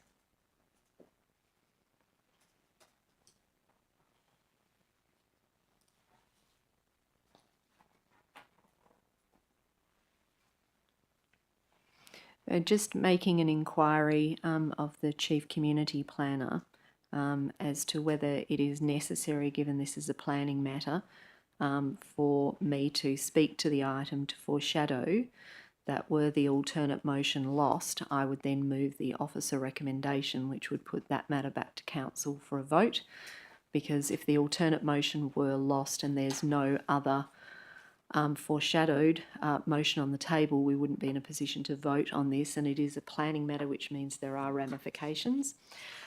So thank you. Mr. Doy confirms that that would be right. So I will ask, is there anyone who wishes to speak against the alternate motion? Councillor Hamer. Thanks, Mayor. I have thought long and hard about this, and the previous mismanagement and the complaints are of a big concern to me. But this hasn't been rented out since May, which is a considerable amount of time, and the officer's recommendation states that this site does meet the criteria under our local planning policy and is within 400 metres of the public transport and is in a preferred location for a short-term accommodation. So the original recommendation is to allow a 12-month period for them to have this short-term licence, which would then be reviewed again. So I'm of the opinion that the past complaints and mismanagement are well noted and can be addressed, and I don't see any reason why we should use our discretion to not allow this when it does meet our policy criteria. So I wouldn't be supporting this motion, but I would be supporting the officer's recommendation originally. All right, thanks, Councillor Hamer. Since you've spoken against the alternate motion, I'll speak in favour of the alternate motion. I endorse the reasons that have been proffered by Councillor Minson, but I will formally foreshadow that if the alternate motion is lost, I will move the officer's recommendation. That will allow council to vote on that substantive matter, which is a particular requirement of planning matters that we do that. So foreshadow that I'll move the officer's recommendation as it appears in the agenda on pages 37 to 39. Thank you. Now, is there anyone who wishes to speak against the alternate motion? Anyone who wishes to speak for? Councillor Cruiser. Very briefly to note that the planning provisions discussed here provide us with flexibility, and given that flexibility, I think that it is useful to refuse this because during a housing crisis, I would much rather see housing being used for stable housing for some of the many people who we would like to see be able to stay within our community rather than being forced to move or being forced into housing insecurity, rather than this being used to make profits. Thank you. Is there anyone else who wishes to speak on the item, or I'll go back to Councillor Minson to close the debate? Councillor Minson to close the debate. Thank you, Matt. I've got nothing further to add. Thank you. All right, thank you. So now formally put this item to the vote, please. Please vote on the item. This is the alternate motion.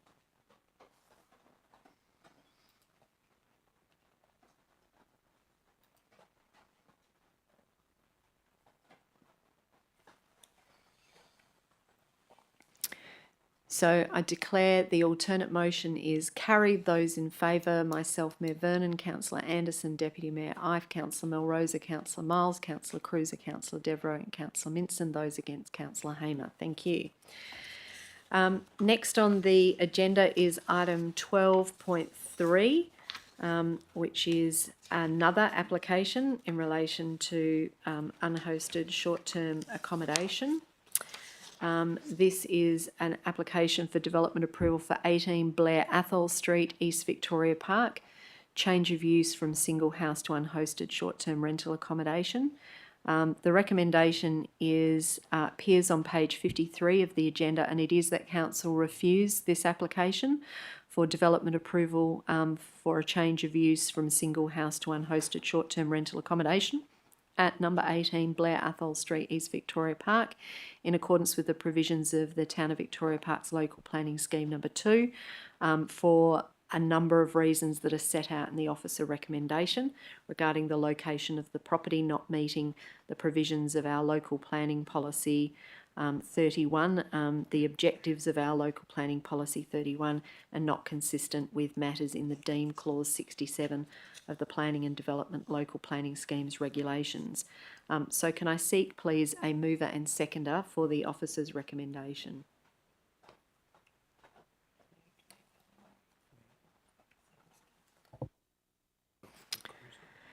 So that's moved by myself, Mayor Vernon, seconded Councillor Cruiser. I don't wish to be heard in relation to this matter. Councillor Cruiser, do you wish to be heard? No? All right. Thank you. Now, since the mover and seconder don't wish to be heard at this stage, Councillor Minson, I understand you have a small amendment to make. Yes, thank you, Matt. So amendment that point 1 of the recommendation is amended to remove "and the Metropolitan Region Scheme." Thank you. And the reason for moving that amendment? That a decision under the Metropolitan Region Scheme is no longer required due to recent legislative changes. All right. Thank you. Can I seek a seconder, please, for Councillor Minson's proposed amendment?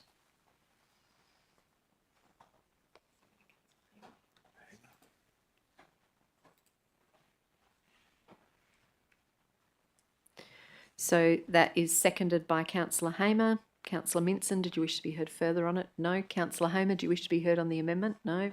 Is there any dissent on the amendment? Oh, Councillor Melrosa. Might not be dissent, you might just have a question. It is a question. Good. Sorry if I didn't pick this up, but why is Councillor Minson putting this up as an amendment? Has it come from him or is it coming from the town? I'll direct that question to Councillor Minson. I think he's going to tell you what he spotted cleverly. Thank you for the question, Councillor Melrosa. I just in the process of receiving feedback on my alternate motion, it was advised that the change should be made on that item to remove "and the Metropolitan Region Scheme," and the town kind of advised that that would also apply to these two items, this one and the next one too. So just as a matter of administrative change, really. All right. Formally, is there any dissent to the proposed amendment? No, there being no dissent, declare the amendment carried unanimously. We now go back to the officer's recommendation as amended. Is there any dissent?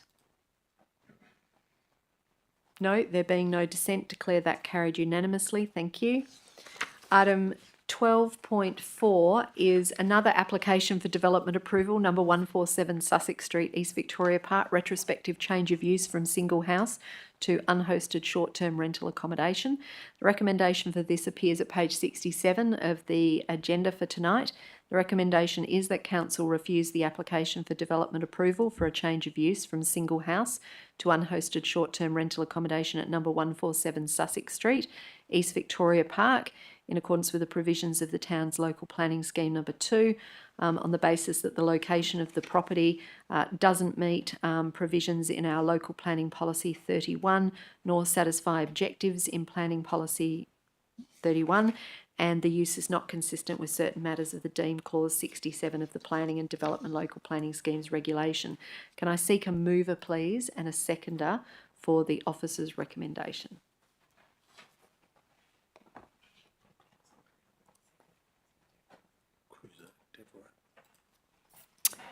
All right, that's moved by Councillor Cruiser, seconded Councillor Devereux. Councillor Cruiser, did you wish to be heard? Thank you. Councillor Devereux, do you wish to be heard? No, thank you, Mayor. All right, thank you. Councillor Minson, you want to make the same amendment to this matter that you made to the last one?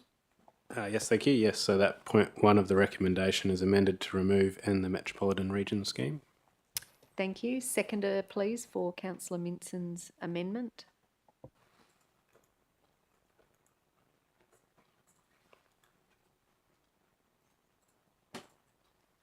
That's been seconded by Councillor Hamer. Councillor Minson, do you wish to be heard?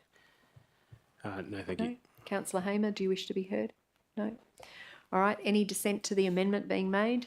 No, wouldn't have thought so, given the last decisions. That carried unanimously, thank you. We come to the substantive item as amended. Is there any dissent? No, there being no dissent, declare that carried unanimously, thank you.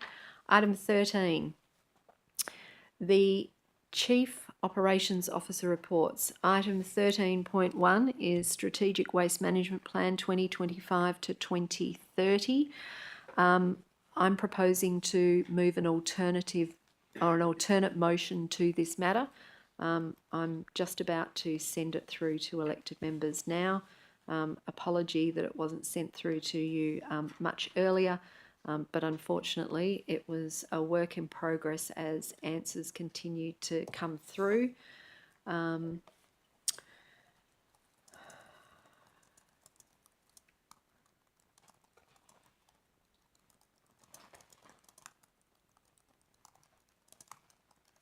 If everyone can just bear with me for one moment, I will forward it to everybody so that you have it.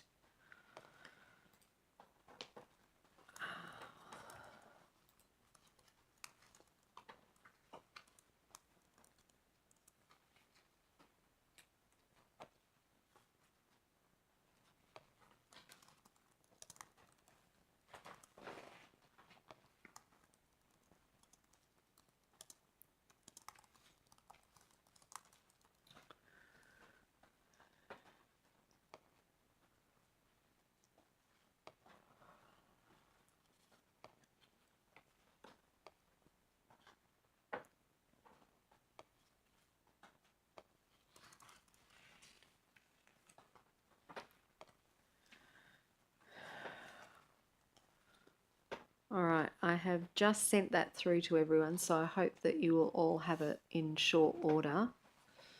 And as soon as the minute taker can receive it and pick it up, it's been sent to the governance email address.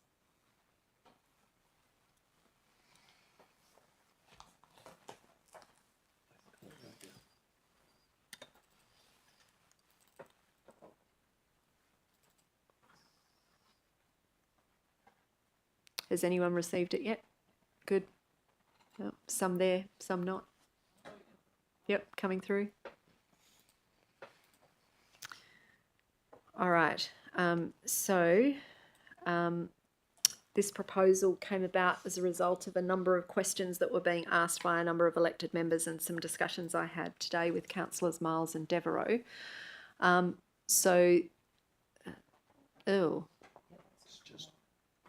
not it. No. Good. That's not what I sent everyone. It was like, what happened to my alternate motion? All right, that's better. So the alternate motion is that Council 1 notes the draft Strategic Waste Management Plan 2025 to 2030. Secondly, requests the CEO to A, review the draft Strategic Waste Management Plan in relation to the strategic intent, objectives and outcomes by December 2025.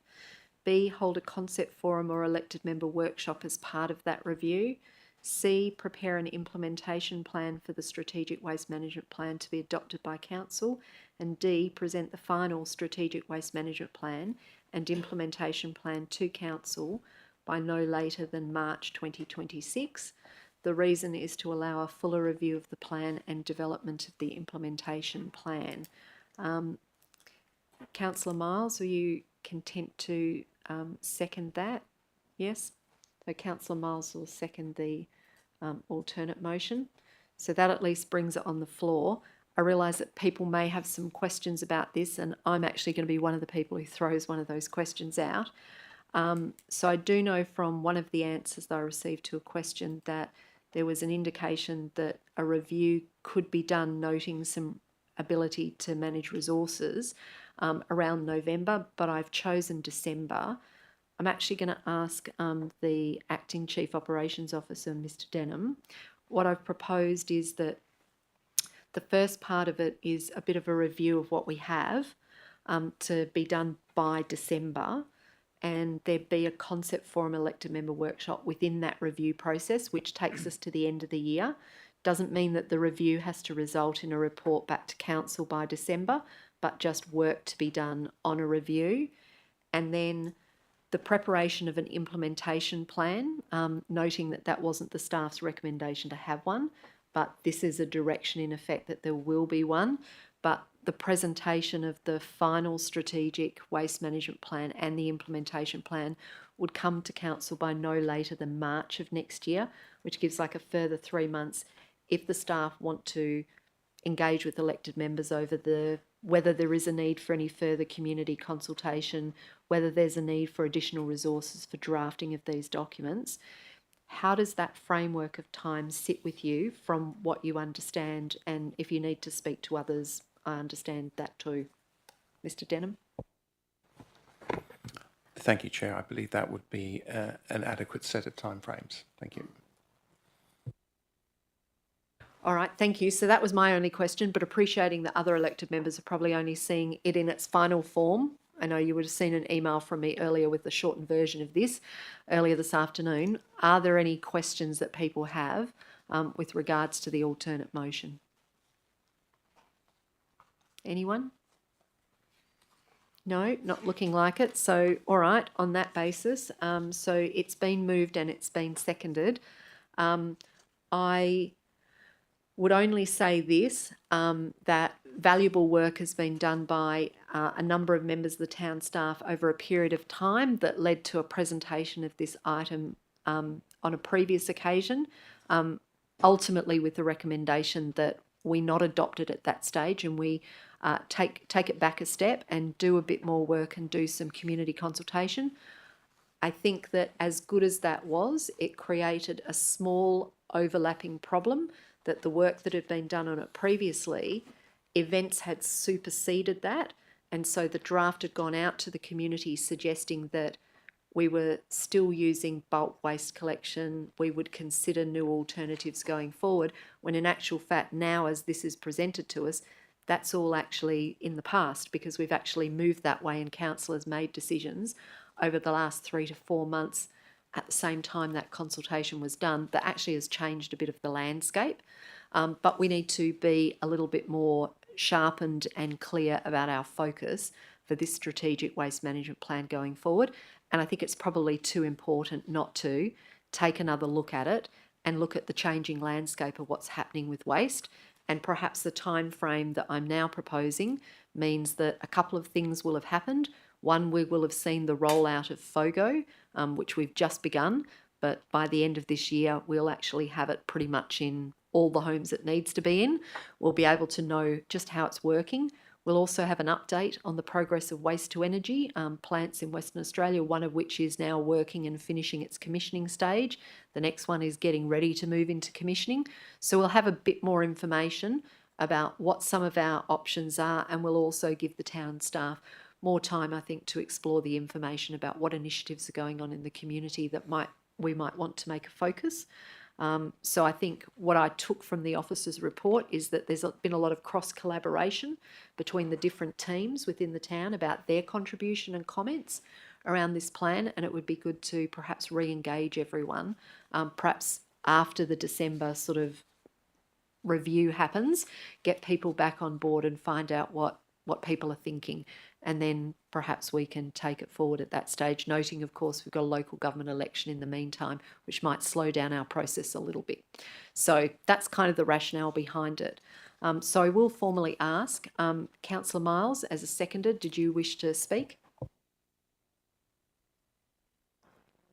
Just to say that, yeah, I support the review. I think there's some really good comments from the town staff, like, for example, from the place planning team in the report that sort of highlight some areas where we could really kind of be stronger in this. And I think this would be a good opportunity to, you know, really bring it back and have those conversations in light of all of the changes that we've had. All right, so formally, is there any dissent to the alternate motion? No, not seeing any dissent. So on that basis, I declare the alternate motion is carried unanimously. Thank you. Thanks everyone for input. I know that there were people talking to people and there were emails flying around, so appreciate that we got it there in the end. Item 13.2, which is a tender for cleaning of council buildings and public toilets, has been dealt with by exception resolution, as has item 13.3 for 34 Goddard Street proposed lease, 13.4 Rutland Avenue advocacy, 13.5 request by Black Oak for consent to subleases and security at Elizabeth Bailey Park, item 13.6 Western Power Community Batteries. We move to item 14, which is the Chief Financial Officer reports. 14.1 Statement of Accounts for June 2025, 14.2 Financial Statements for June 2025 have all been dealt with by exception resolution. We come now to 14.3, which is a budget amendment, receipt of capital funding. This is an absolute majority item. The recommendation is that Council 1 approves the capital budget amendment for the State Street and Albany Highway intersection improvement, Old Spaces, New Places number 4. A, to increase the capital expenditure budget by $322,718. B, to increase the capital grants income budget by $322,718. The grants funding is provided by the Safer Local Roads and Infrastructure Program, which is $274,425, and the Local Road Community Infrastructure Program at $48,293. And 2, approves the capital budget for the new McCallum Park toilet block. A, to include the capital expenditure budget of $350,000, and B, to include that capital contribution income budget of $350,000 provided by Main Roads WA. Can I have a mover and seconder, please, for the officer's recommendation?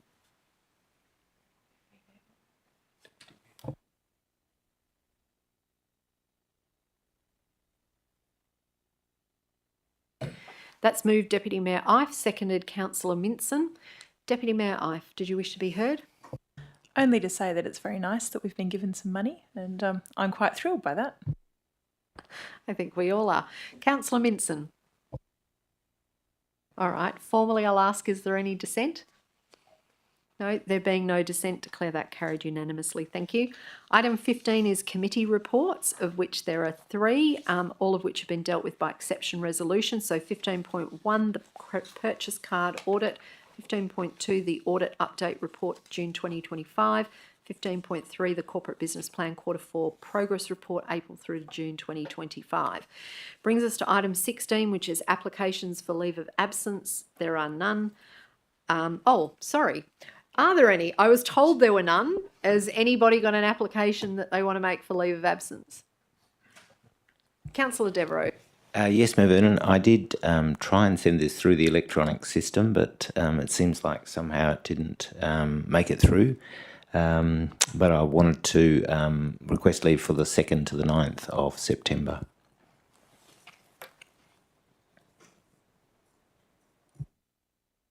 So that's inclusive, yep. Anyone else seeking approved leave of absence? No? All right, so on that basis, the recommendation will be that Council approves a leave of absence for Councillor Peter Devereux from 2 to 9 September inclusive. Let's check with the minutes secretary if you've got that down. Yep. All right, there we are. So can I seek a mover and seconder, please, for that recommendation?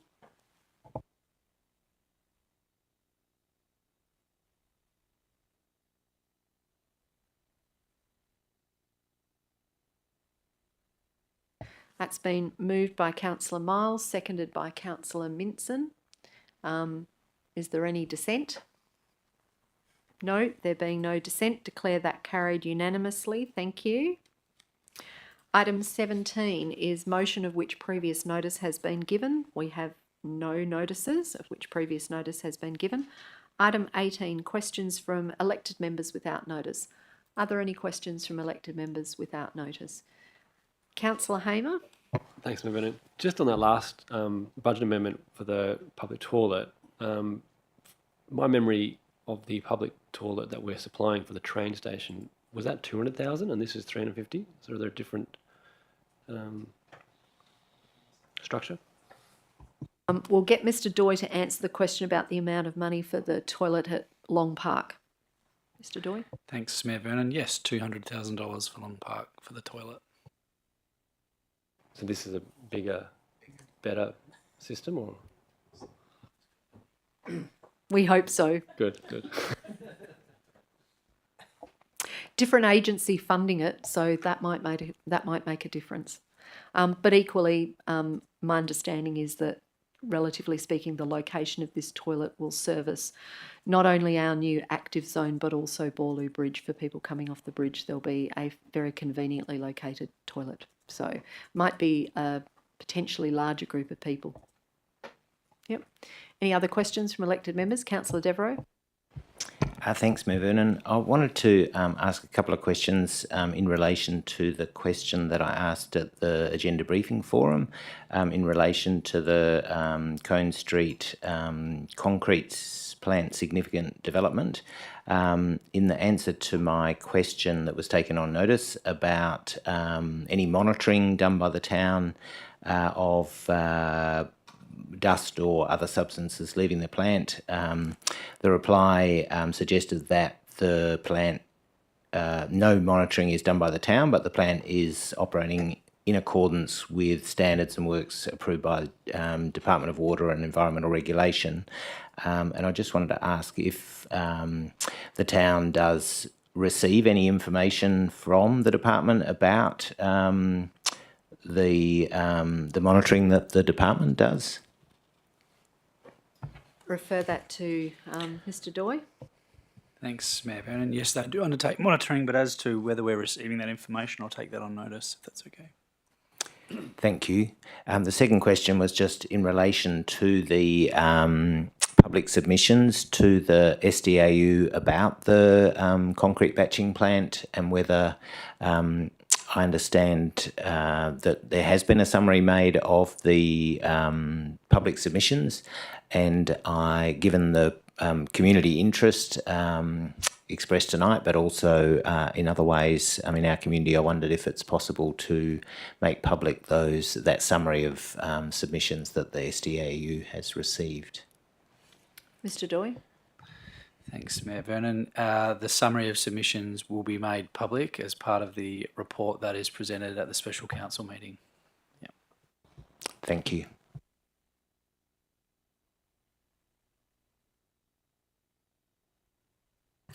Thank you. I've got a couple of questions without notice. Since I note that we have our manager of projects, Mr. Afshang, with us tonight, have some questions for you. First one, in relation to the McCallum Park active zone. When I was down there on the weekend, it was absolutely mobbed with people, which was great to see. But my question is, when will we be in a position to see the surface decoration painted on the basketball courts, because obviously people were using the facilities, but I note the basketball courts still look like a sort of a fairly rough surface. Sure.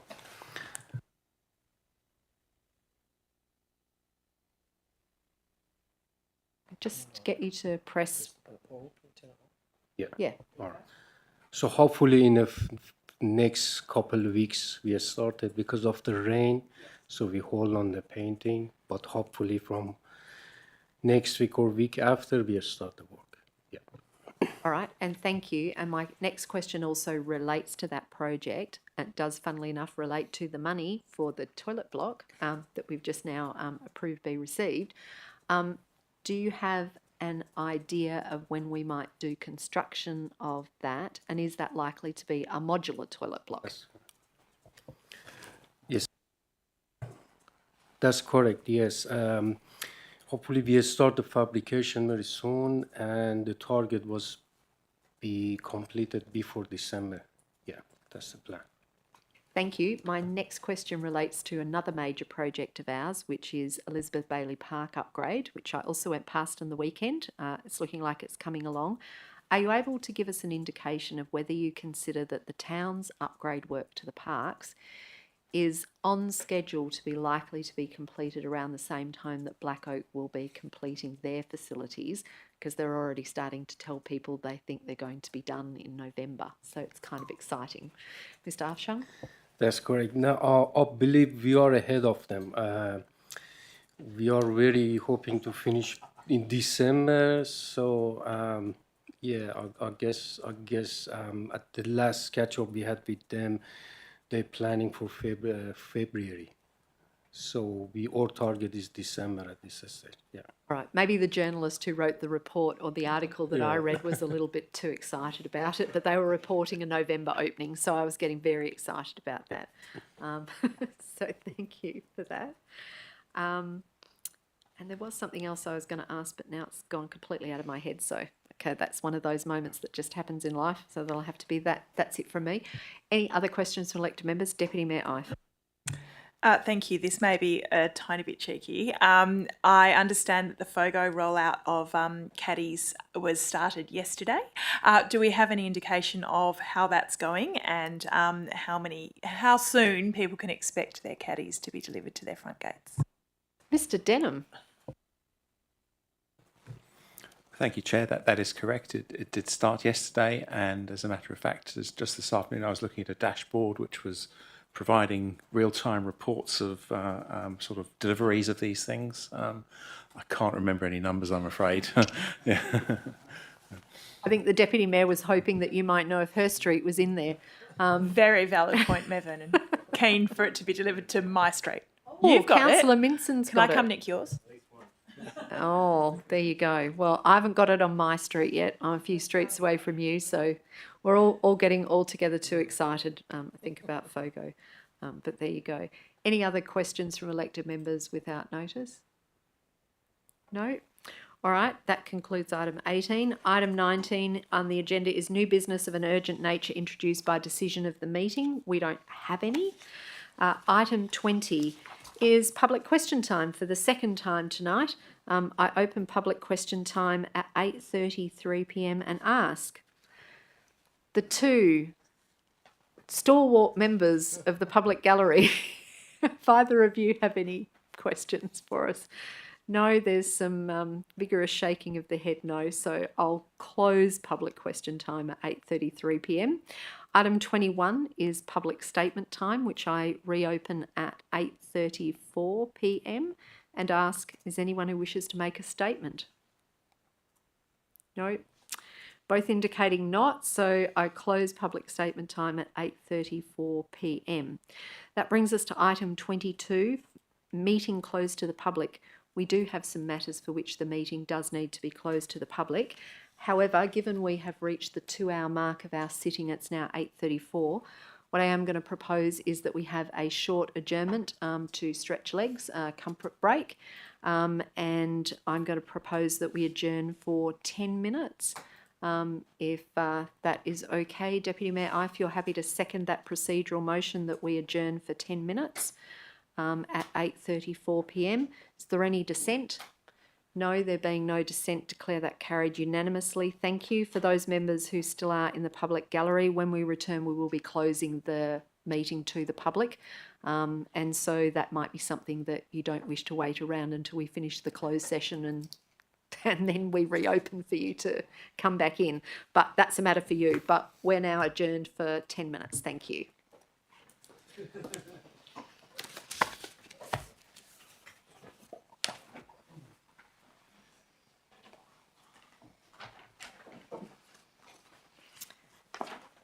So, do you want to formally let our staff go if we're not going to be required? Yeah.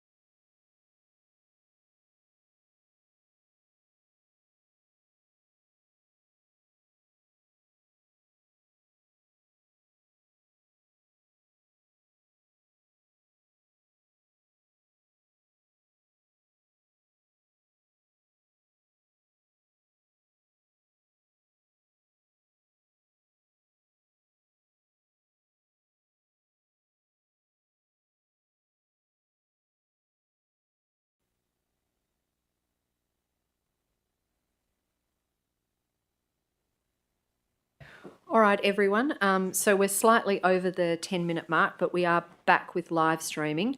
So we were up to item 22, meeting closed to the public, and I did indicate before the break that we do have a matter for which the meeting may be closed to the public.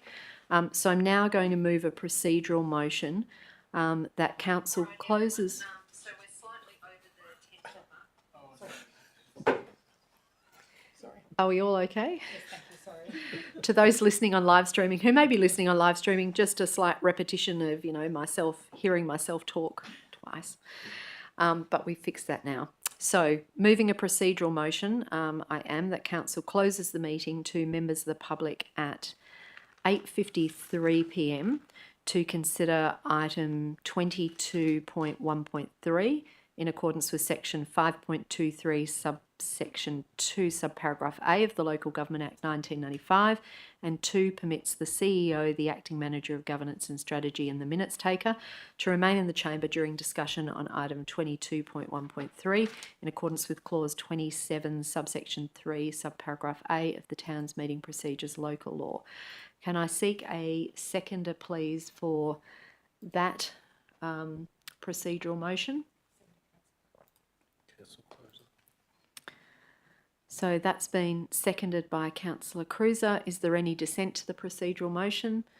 No, there being no dissent, declare that carried unanimously. Thank you. So it's 5:53 p.m. So we are now closed to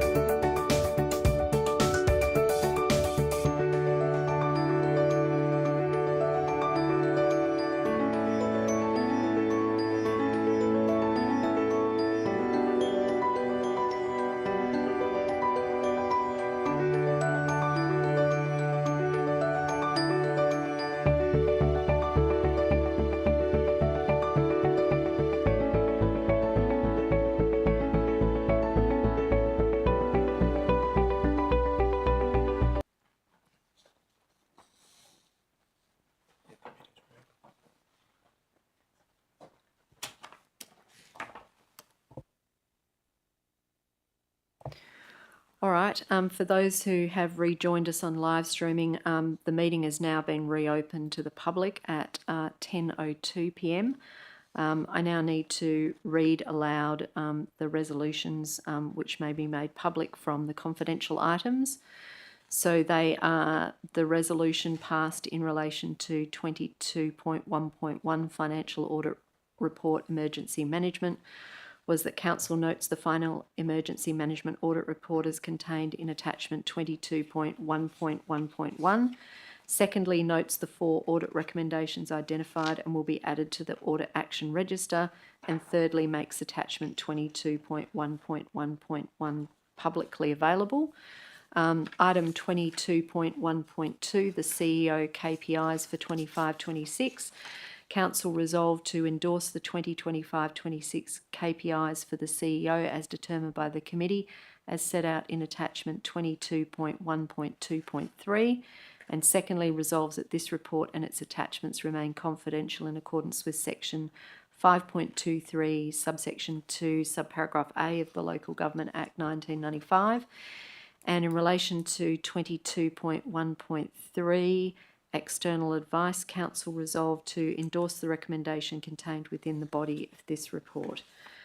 There being no further business of the Council, I now declare the meeting is closed at 22:05 p.m. Thank you everyone who joined us tonight online via live streaming.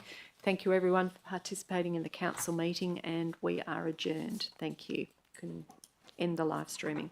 Thank you.